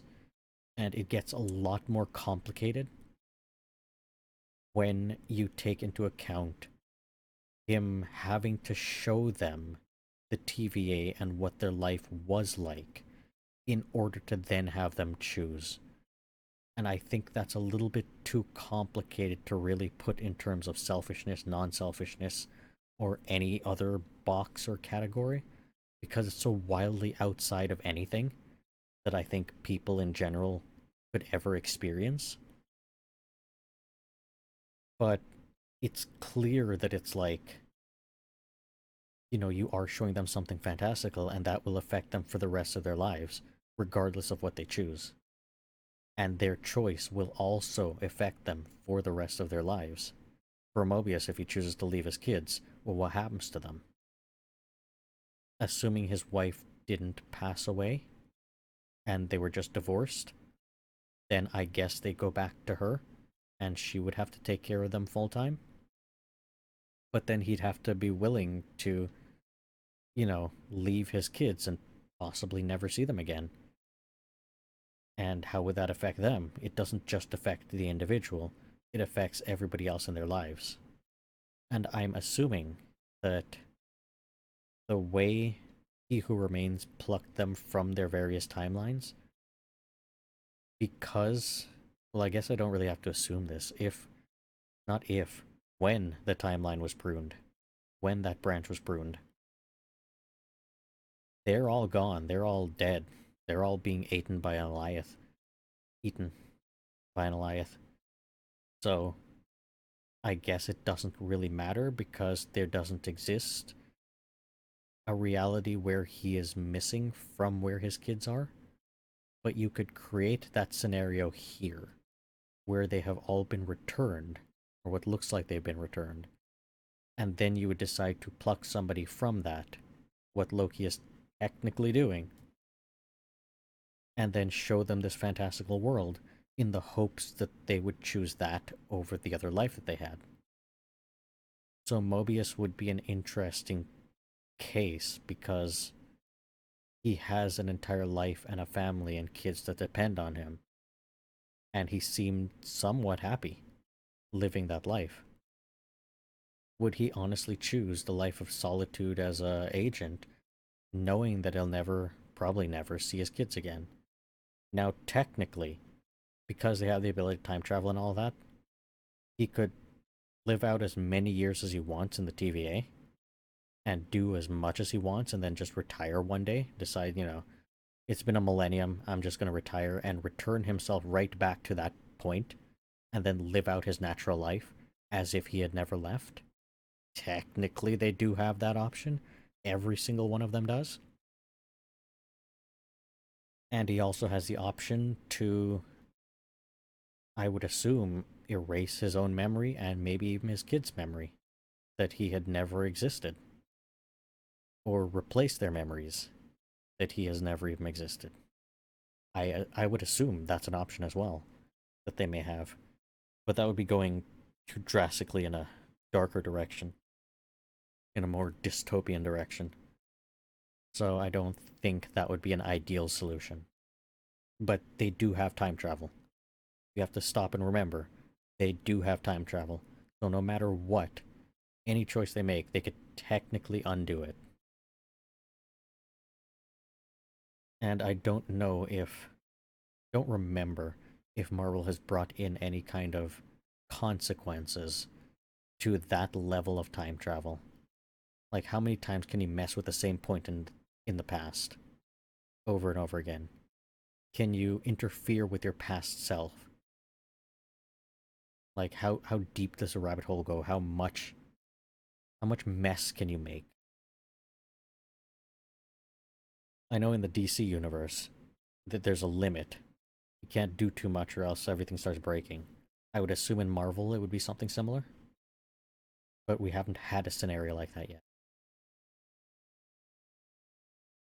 And I guess too much messing with things seemed to cause incursions, and entire realities dying, or entire universes or timelines. So maybe the universe just has a built-in solution for that. but we haven't seen a scenario that's tested it where somebody has tried to actually break something other than in the What If series. And I don't know how much canonicity that necessarily has. Where they introduced a fixed point and then he tries to change the fixed point and actually musters enough energy to change the fixed point, causing everything to collapse. So, quite literally, I think it causes an incursion between the two realities. The one in which he chose not to try to change the fixed point, and the one in which he tries to change the fixed point. And the only way he managed to actually change it was to absorb himself from that other one, if I remember correctly, and thus causing an incursion and destroying both realities, both. But regardless,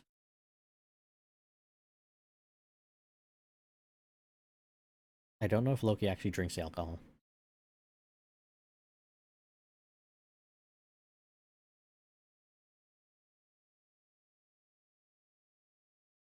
And that is genuine and honest question Loki just asked. You know, without them, where do I belong?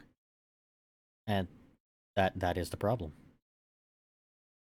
Because he doesn't really have anywhere to belong to. He can't really go back. Though I assume it is possible for him to go back. He might actually be able to figure out a way to go back to where he originally belongs. You know, a Loki has disappeared from somewhere at some point in time space in the multiverse. He just goes back to there. That's his place. Technically. Same with Sylvie. Sylvie can technically do something. But he is looking at the answer to his question. Sylvie is the answer to his question. He can quite literally, like she has done, write his own story and do whatever he wants. He can find somewhere to go belong to and to do something and live, to have a life.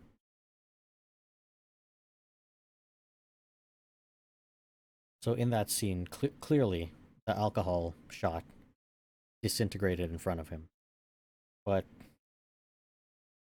what is odd is in a lot of these cases, like with Sylvie and her vehicle and the McDonald's evaporating, and with Loki and the shot he was drinking and that just randomly evaporating, it looks like it's just one object here or one object there, and very specifically, object close to these individuals.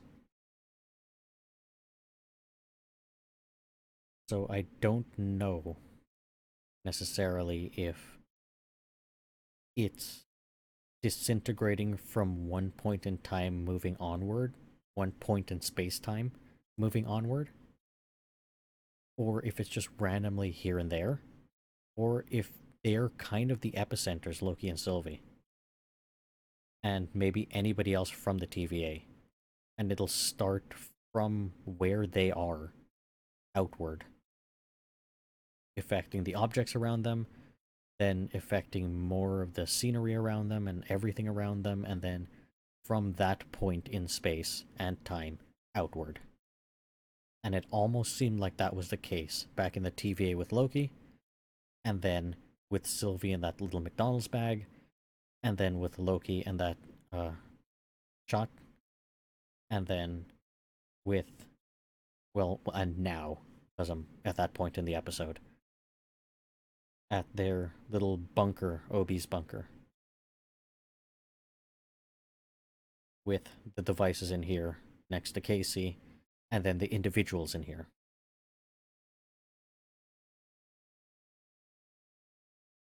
And of course, Casey saying, you know, can it appear me in a bank vault? Because anywhere in time space, well, why not in a bank vault?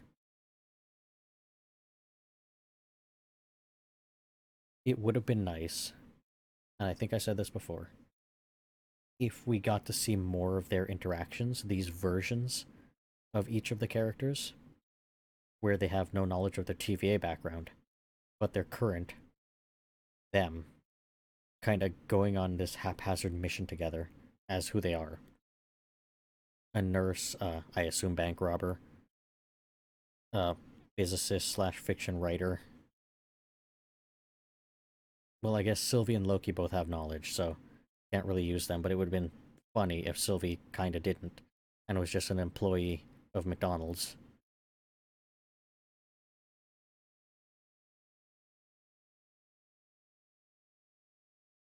So Loki would be the only one with that knowledge, but it wouldn't make sense, because Sylvie still has the, Tempad watch device that will and is probably protecting her.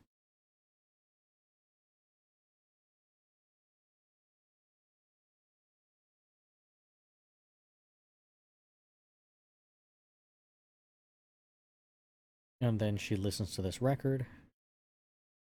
It's really cool that I don't even think there are record stores like this around me anymore. I think there might be some small ones, but a lot of the big ones closed down years ago. But it's cool that it has this little couch that you could just lay back and listen.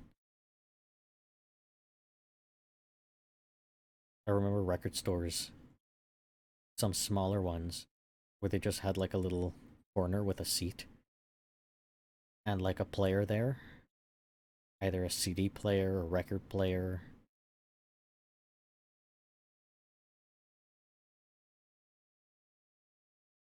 This scene is done really nicely.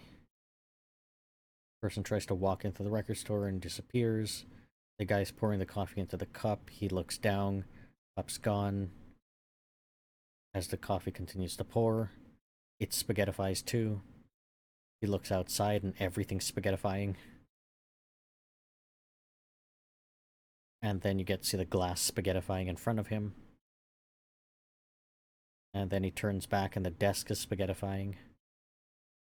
It's odd that he himself hadn't started spaghettifying at that point. But then they couldn't do this scene where he's running towards Sylvie.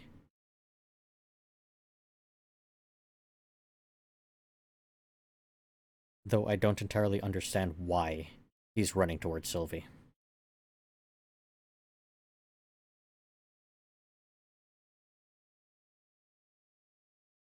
But I mean, as the only other person there, I guess that's the only direction you can run in because of where the spaghettification is happening from.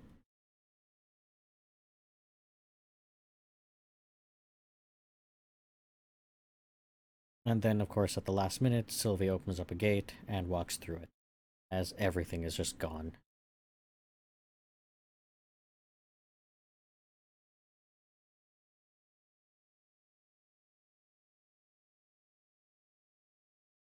And then in the scene with Loki sitting down, not facing towards any of them, but it's clear that he took to heart what Sylvie had said and internalized and understood it and realized that she was right and is right.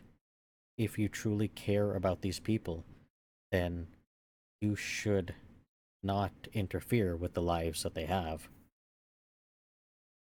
And you're just being selfish if you choose to do something like that. Now, I would argue that if you're trying to make their lives better, you should definitely interfere with somebody's life if it's to make it better, if your intent is to actually help them, not necessarily dictate, but just give them, help in any way that they need. That is important. But in this case, in Loki's case, it's a lot more complicated, and that's not exactly what he was trying to do. So it's even further complicated because of something that I didn't mention when going over their arguments, when going over what the two of them were saying. And that is, this whole mission started. Loki's entire thing started here, trying to recruit them all in order to fix the loom and stop that from exploding, because he saw what happened when it did, and the TVA spaghettifying. He wanted to gather them together just to stop that, not necessarily trying to interfere with their lives, but to be able to figure out a way to go back with their help and stop that. And that's the driving force that was happening here. Not necessarily that he wants his friends back. Yes, he wants his friends back. But there's an even bigger picture here that he's trying to accomplish. And I think he kind of got lost a little bit with that. Because clearly, everything is spaghettifying, whether he realized it or not, and whether Sylvie realized it or not. And that is what's the driving force of him trying to do something like this, trying to accomplish this. And although he has no reason yet to believe the spaghettification is happening on all the timelines, he wants to go back to a version of the TVA where he can stop the loom from exploding and just live out that life with his friends who have not been disappeared into their timeline lives. That is probably his driving goal at that point, and to fix the loom, because who knows what happens if the loom is broken. And who knows what happens with Kang if nobody's there, if TVA doesn't exist. There's a lot of up in the airness about it. And it's somewhat dangerous not having somebody there to monitor, to keep an eye on, and to protect. Quite literally to protect and to stand guard against somebody like a Kang. But of course, he would need his friends. He can't do it alone. And he trusts these people. He counts on these people. They became close. So it makes sense that he wants them back, but he's obviously willing to admit and say here that, it's wrong of him to have done what he just did, to pluck them each from their timelines, even though they have no memory, or because they have no memory of the TVA or any of that. It's wrong to now interfere with them and to then show them this fantastical world that they'll never be able to let go of or forget. Or if they are able to let go of it, it'll haunt them. It'll haunt them forever, possibly. And that's not right. That's to some degree selfish. But it was very unselfish means that was driving him to do all of this, driving him to go back. He wanted to fix things, he wanted to put things back, but not necessarily to get his friends back, but to ensure that, you know, everything and everyone is safe so that they can live their lives.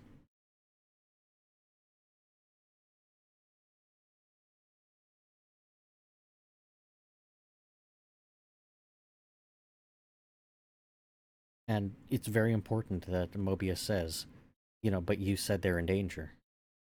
And the truth is they are. They are actually in danger. And Loki is legitimately and genuinely trying to save them and everybody else so that everybody can have a chance at that life, at whatever life they have. And of course, all of the questions that they're bringing up are brilliant questions if the TVA still existed that they would need to answer.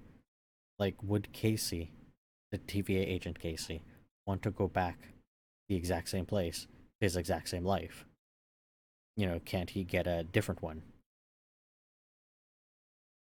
And then the concern for any TVA agent that remembers their life in the TVA and remembers the work that they've done. The question is from Obi, what about the TVA? And I know I'm stealing that question and warping it slightly, but these are important questions that the TVA agents would have to ask because I've spent however many eons working at the TVA and I understand the importance of the work that it had done and how that was corrupted by He Who Remains. Or originally, it was just all corrupt, obviously.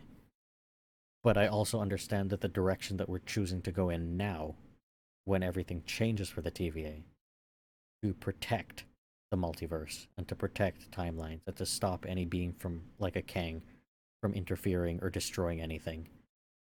If I choose to then go live a life, wouldn't that almost be selfish of me? Wouldn't that almost be like, I'm serving a far greater purpose? Like, what happens to the TVA? Putting that burden on somebody is also iffy. It's also a difficult thing to do to somebody because you have somebody in this position with a life that has spent their entire lives, basically, as far as they know, doing this job that they felt was right and good. And even though they learn that it was for evil means to keep a dictatorship in place, now that it has changed, or now that there is a movement to change it into something better,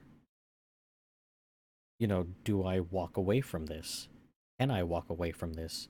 Will I look back and say, that was a mistake to walk away from this? Or will I be happier living a life on the timeline? And there's no real answer to any of this. There's no real, unless you actually go and do it and then have the choice to come back if you want to come back. There's no way of knowing. Like, you'd have to go experience that life and then choose. You'd have to have both and then choose. Even if you have all your memories back, it may not necessarily be enough. The knee-jerk reaction to having all your memories back might be, I want to go back to that life because it was happier and I was happy there, and I feel completely betrayed and used as a TVA agent. And I don't want to live the rest of my life being a TVA agent. And then you go back and you're like, this life isn't exactly how I expected it, and I kinda was happier as a TVA agent.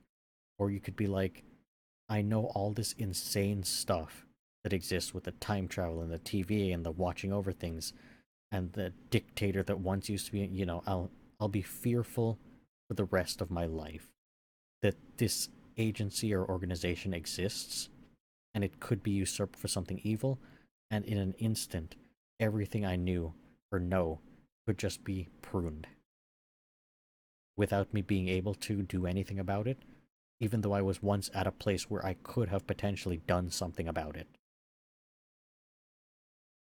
And if you've spent so many, many years fighting the good fight and thinking that you've been in the right and basically being a soldier, can you let go of that? Can you let go of that training, that feeling, all of that, and be okay with that and not feel guilty for doing something like that? That will be the struggle that they will all have to face. And the question of what happens to the TVA when I leave? Is it still in capable hands? Will it continue to be in capable hands? Will it continue to function? Will it continue to be used for good? Will it be used for good? Will it continue to exist? Can I count on it existing? Will it actually be able to function without me? Even if I do like a minor role, if I and like 90% of the people decide I want to leave and go back to my life, will it still be able to operate? If it won't, then what happens? Will one day I wake up and everything's spaghettifying around me? That sort of thing. So it will be a tough decision. That's why I kept saying, when they need to decide, it needs to be an informed decision.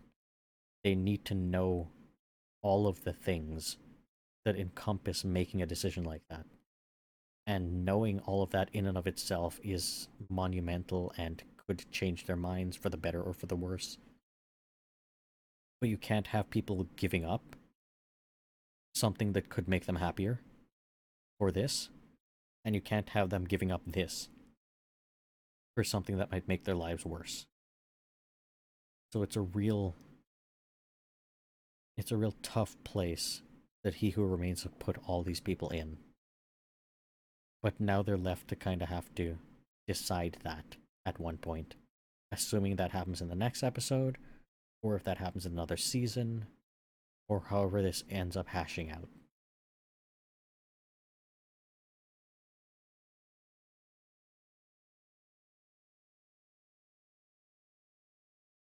And then Sylvie pops in and says, no, they are not fine. Everything's falling apart.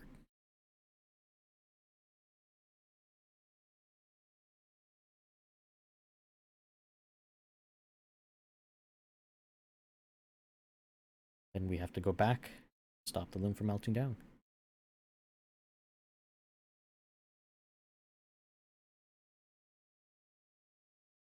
He must sound absolutely crazy to everybody else except for Obi. We have all the pens, the mug, the pens.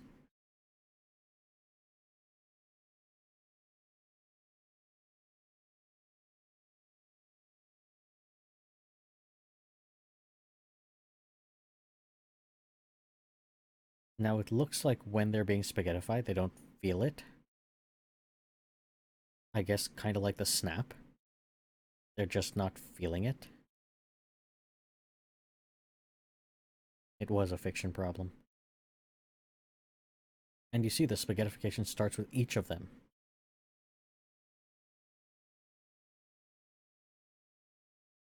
And it almost seems like the spaghettification is very specific, where the first person he actually encounters and spends some time with. No, the first person he actually encounters is Casey. No, it's Obi. Obi is the first person, not Casey. After he meets with Obi, he ends up where Casey is? Or is it before? Now I'm forgetting the same episode I just watched. My stupid brain is being stupid. It almost looks like, if I'm correct, and I'm just gonna quickly go back while I talk nonsense.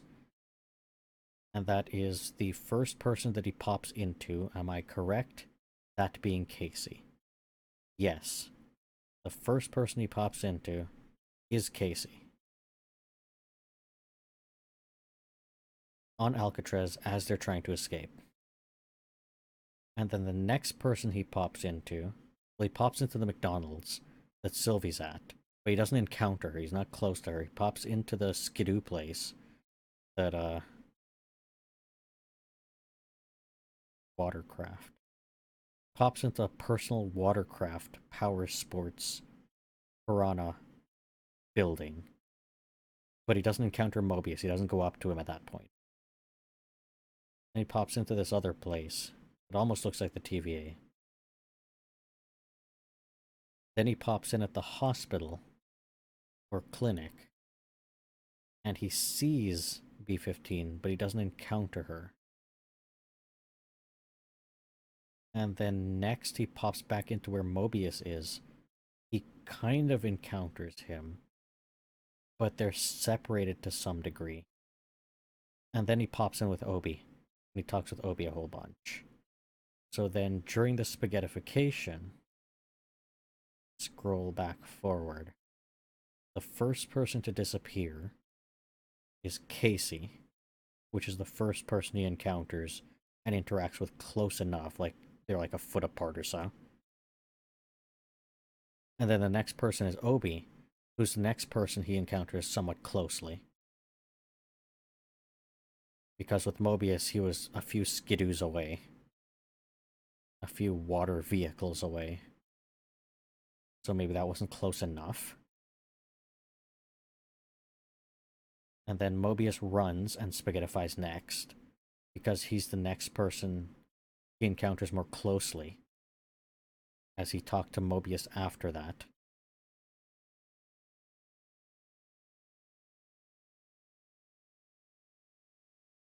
And then B-15 is the next person. And the last person has to be Sylvie. What's interesting is, up to this point, I didn't expect Sylvie to be able to be spaghettified. But she was, even though she's wearing the watch tempad thing. And it's not like spaghettification happened around her first. Well, it is happening around her first, but it was before, and she didn't spaghettify. But now it's like it was happening around her, and then also it started happening to her. Not because it's happening around her, but like because it just started on her suddenly. Which is weird. It's a weird thing that just happened here. All of this is a bit weird. Not just because of the ordering, but because of how it's happening. Like, no spaghettification occurs when her McDonald's bag goes away. Just the McDonald's bag, everything else is fine. And then they drive perfectly fine to places to get a drink. And then only the drink glass goes away. And nothing else. And then when she's listening to the record, that's when it starts. Encroaching from the outside in. Until it ends up right the last place where she's standing and she pops over here. And then with Loki, it starts randomly within the TVA somewhere, and then it just starts encompassing everything until he glitches out of the TVA and ends up glitching about the place, time slipping about the place. And if I remember correctly, nowhere that Loki goes until he's with Sylvie when he first pops in and the burger disappears and then the drink disappears. No other time with Loki does anything spaghettified disappear or randomly disappear in the background or anything like that. I don't recall anything like that happening. Which again is weird because it almost seems like haphazard how this has been spaghettifying, unless it's actually because of Loki and Sylvie. Something about those two is triggering it in places that they've been. But if that's the case, another problem, is we don't see Sylvie have any spaghettification occur around her until Loki hops in and then encounters her.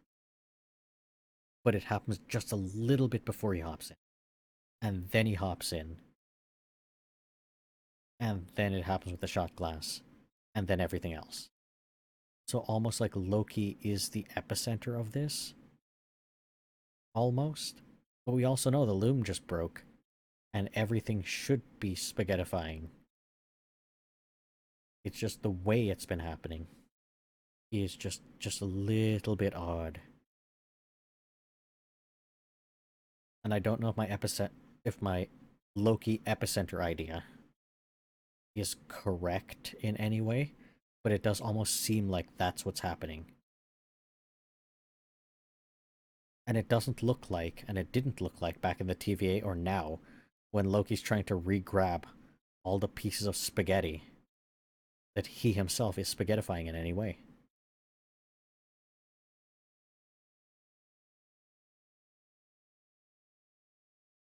Now, Sylvie does say there's nowhere left to go. But I wonder if that's true, necessarily. Because I have a feeling places that aren't affected by time or the loom won't be spaghettifying, whether or not the quantum realm is capable of spaghettifying or not. Don't know. But if it's just a separate realm altogether, outside of various things, then maybe it can't. Maybe it's not affected by any of this.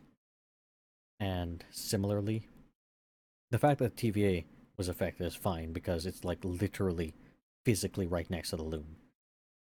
But maybe places like the end of time where He Who Remains as Castle exists, can a place like that actually spaghettify, or can you hop there? I would assume if Sylvie thought that she can hop there before she got spaghettified, she might have actually tried.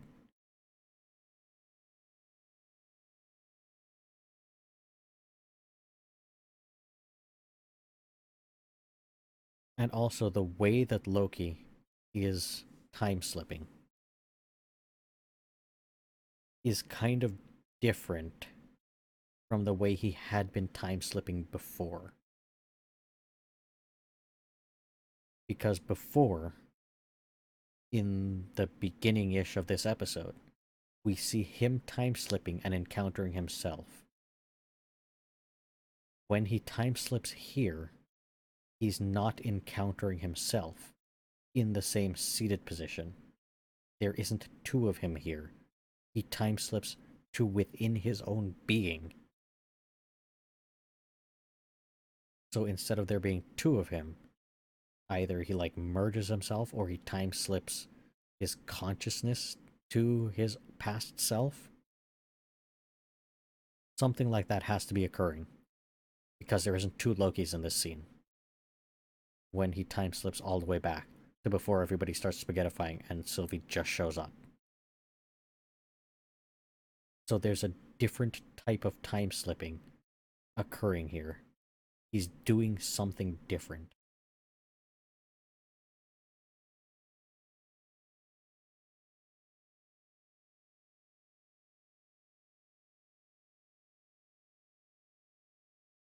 And again, he's saying something that nobody else understands except for Obi.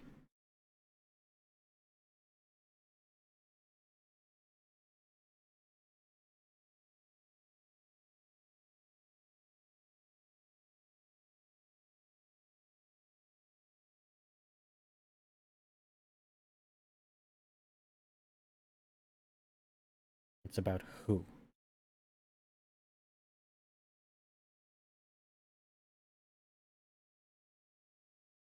He can rewrite the story.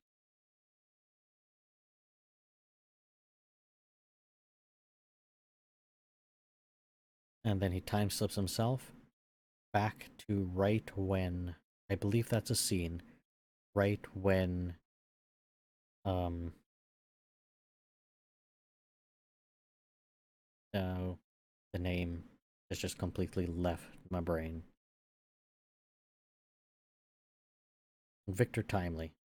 Right when Victor is probably going down those stairs and getting ready to put on the suit and step out. I'm thinking time slipped exactly to that moment because they're standing by the stairs and looking down the stairs at that point. And if I remember correctly, in the previous episode, that is that moment.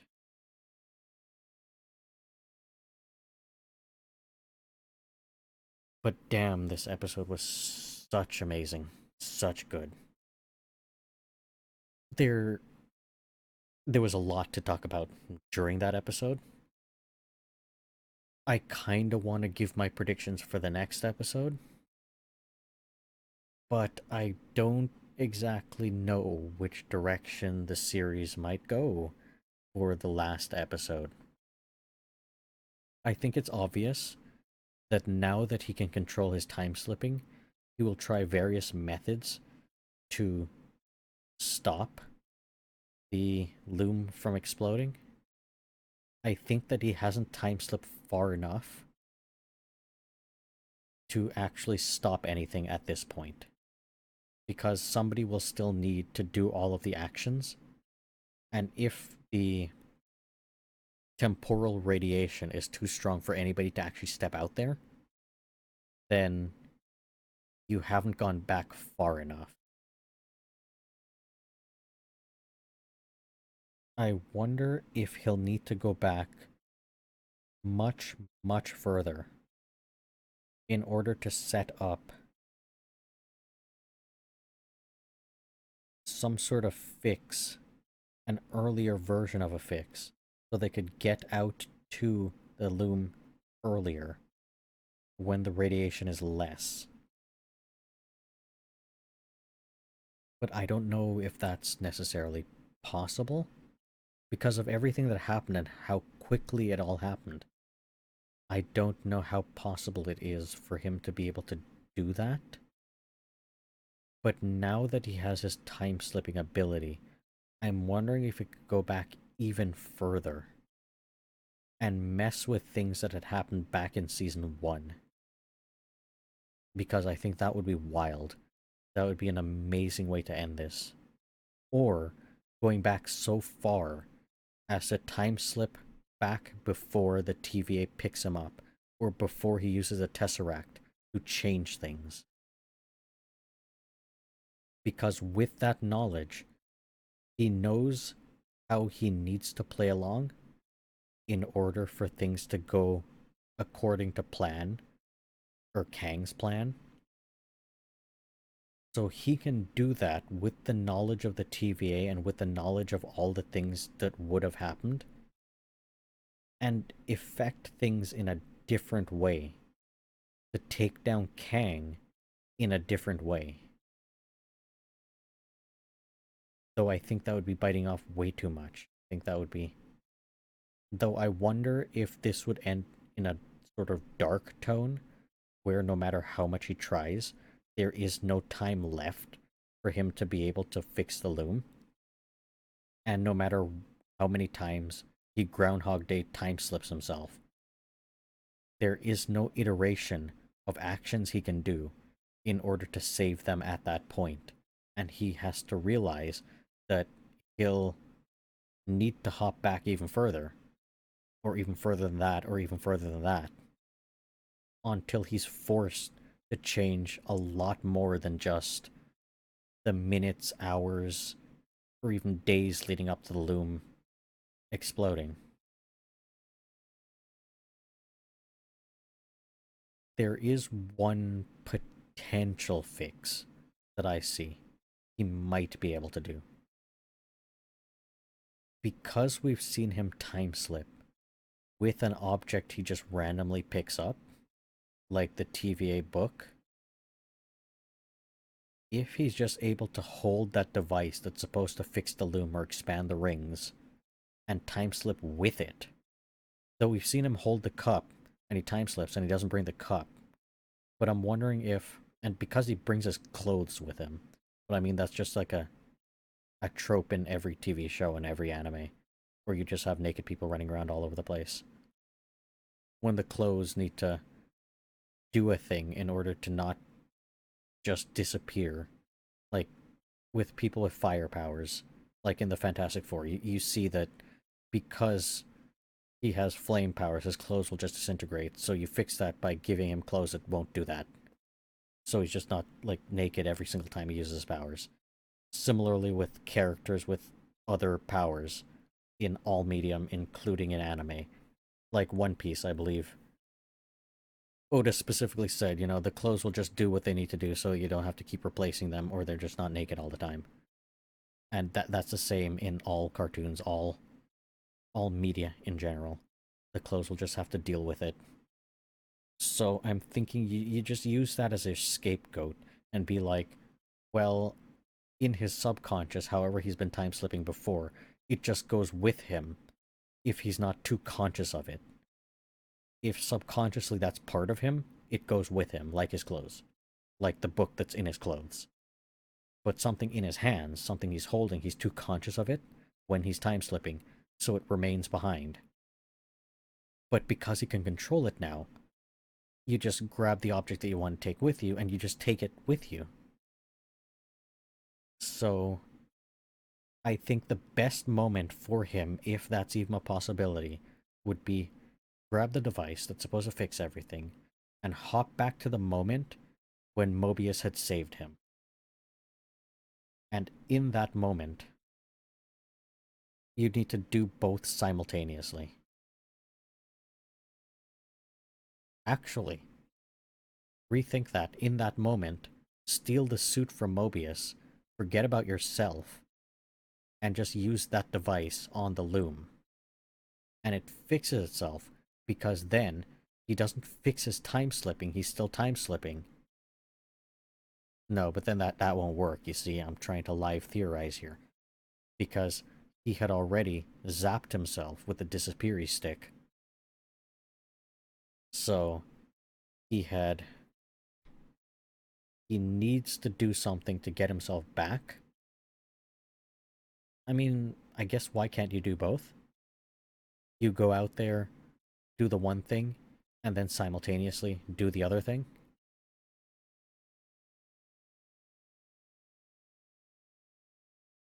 The whole reason why they were on a time crunch was because Obi was going to press the button to close all the blast doors and windows and everything because the radiation was getting too strong.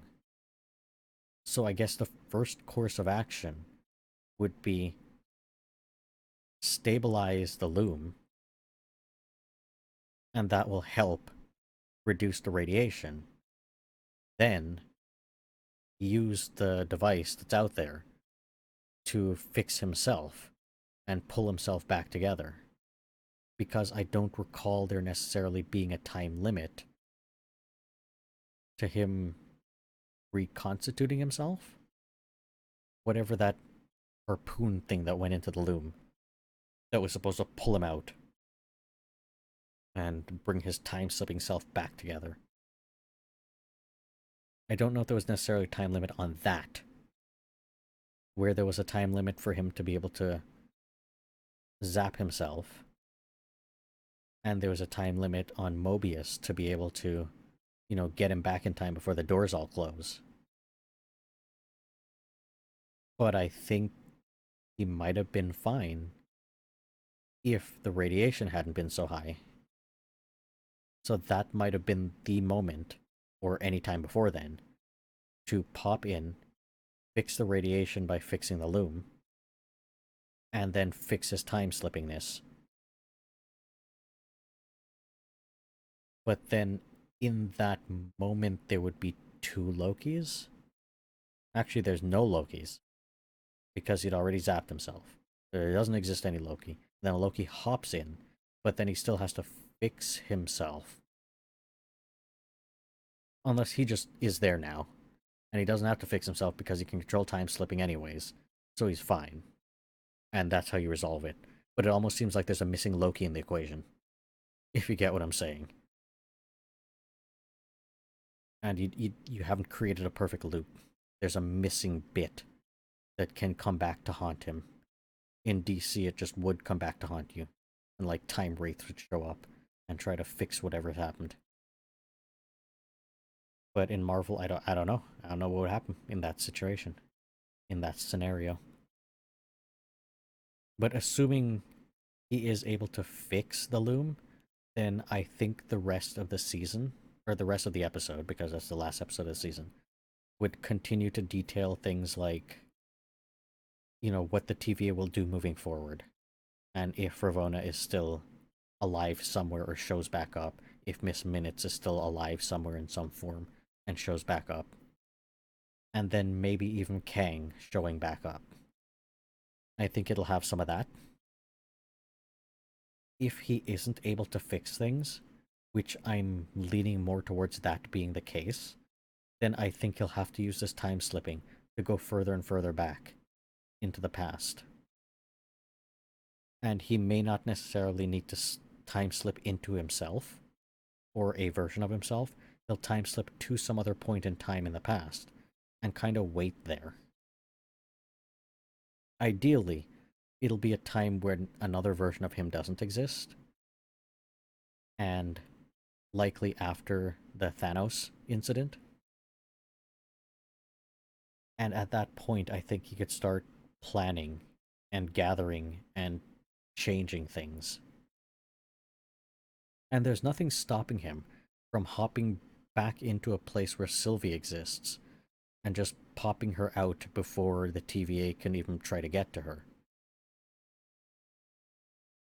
But I don't know, because that's interfering with Loki season 1 now, and they'll have to play that real carefully. Because if a Loki didn't exist within the TVA, and all of those things didn't happen, what would have happened to Sylvie in a what-if scenario of that sort? Assuming the Loki that went to the TVA was just destroyed and sent to the end, and he's just living there with the other Lokis, with the Gator Loki and all of them. But Sylvie continues, and Mobius continues his hunt. Maybe Mobius gets taken out, maybe not. Sylvie hops into the TVA. She puts her plan into motion. She ends up in the room with the Timekeepers. She manages to possibly kill them. Maybe, maybe not. Or maybe her entire mission fails. Or maybe she does kill them and realizes, oh, they're robots, there's somebody else behind all of this. Hops back out, keeps hiding in... Because nobody would ever know to be able to find her in those places that she's been hiding. And that entire time, she's been gathering resources to launch an attack on the TVA. To distract them enough so she could then launch her attack. So she might have been successful in taking out the Timekeepers without anybody realizing or being there to have stopped her. And then realized that they're not the ones pulling the string. And then she would have had to find somebody with the knowledge of who might remain, and then figure out how to get there. But without Loki, would she have made it that far? Would she have managed to get there? Would she have managed to figure out how to get there? Like getting past the Alliance, would she have even thought to, send herself there? I don't actually know how that would have played out. I can't think of necessarily a good way of doing that, but I would think that Loki would have to show up at one point in time when she's doing all of this and kind of recruit her. And then he'd have to pop into the TVA somehow and recruit Mobius. And he'd have to recruit B-15, and he'd have to recruit anybody else that was working with them that would be an asset to a mission like that. And he'd have to hide all of them somewhere where He Who Remains can't see them, and gather up all the Avengers and figure out a way out of all of this. But that's somewhat in line with my whole grand plan of how they fix everything in the movies and shows going forward. And I have no idea if they're going to even go in that direction. I have no idea if Loki's going to be a main character in any of that, if something's going to happen in the next episode, or maybe if they have another season, if something's going to happen there. I kind of hope there's just going to be another season, and that's how they're going to play this. Get some movies in between, have another season of Loki, closer to when the final Avengers Kang Dynasty stuff starts happening, and then have a final thing either during or after Kang Dynasty, and whatever movies occur to kind of bookend the multiverse saga, and showing where all of these characters end up, and giving them proper endings if the actors or the characters are going to be retiring at that point. You know, give them a good send off. That's kind of how I see it. That's kind of how I want to see it. I don't know if my prediction for the next episode, I don't know any other way, because he's directly going back to stop what he knows is going to happen, and that's the spaghettification of everything. But how is he going to do it? Is he going to be able to do it? And I think the answer to that might be no. He might not actually be able to do it, but I don't think he himself will be spaghettified. But of course, if anything, he doesn't really have to hop around time to find all the people. He can just take those same people if his time slipping ability can work on anything he's holding. If he's figured out a way to do that, he could just take them all and time slip them away. Though if my other idea for He Who Remains is correct, and all of this was meant to happen, then that also doesn't really seem possible, because I'm working off of the assumption that Sylvia's right and there's nowhere they can hop to, unless the sacred timeline still exists. The loom is still functional enough to make the one sacred timeline that it's meant to do this entire time.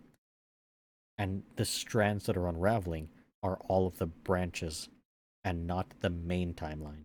And nobody's checked or hopped to that to ensure that that is still stable and or spaghettifying or anything. So I'm wondering if that might actually be the solution. Because if the solution is the sacred timeline still exists and is perfectly fine, that's where you'd hide out. And then you'd come up with a plan to fix it all. Or you would just wait, because eventually a Kang needs to exist and will exist. But if everything ends up spaghettifying, then there's no way this will lead to a Kang existing again. Because then the entire multiverse is just gone. There's nothing left. And if either a Watcher or some uber tier god being outside of all multiverses exists, and they're like, oh, something happened, this light bulb went out or something, better fix it. And there's snap and fix it. Then I guess that just reboots everything, and Kang exists, He Who Remains, all of it repeats over again, maybe with slight change. But kinda don't see it happening that way. So I kinda think that my idea of all of this being a perfect loop that Kang has created, where the TVA has to get destroyed in order for him to then build it once he gets to the place where he needs to build something like that. But if all timelines are being erased, then there is no him to get to a place that he needs to get to then build the thing, because there's nothing left. So that clearly can't be the solution. Unless only specific timelines are being erased. Then maybe. But yeah, I can't wait for the next episode. It'll be in like 2 days. And I might actually try live watching it for the first time and recording. But that'll be it for this episode. I'll see everybody in the next one. The final episode for Loki Season 2. I absolutely cannot wait. It's gonna be amazing.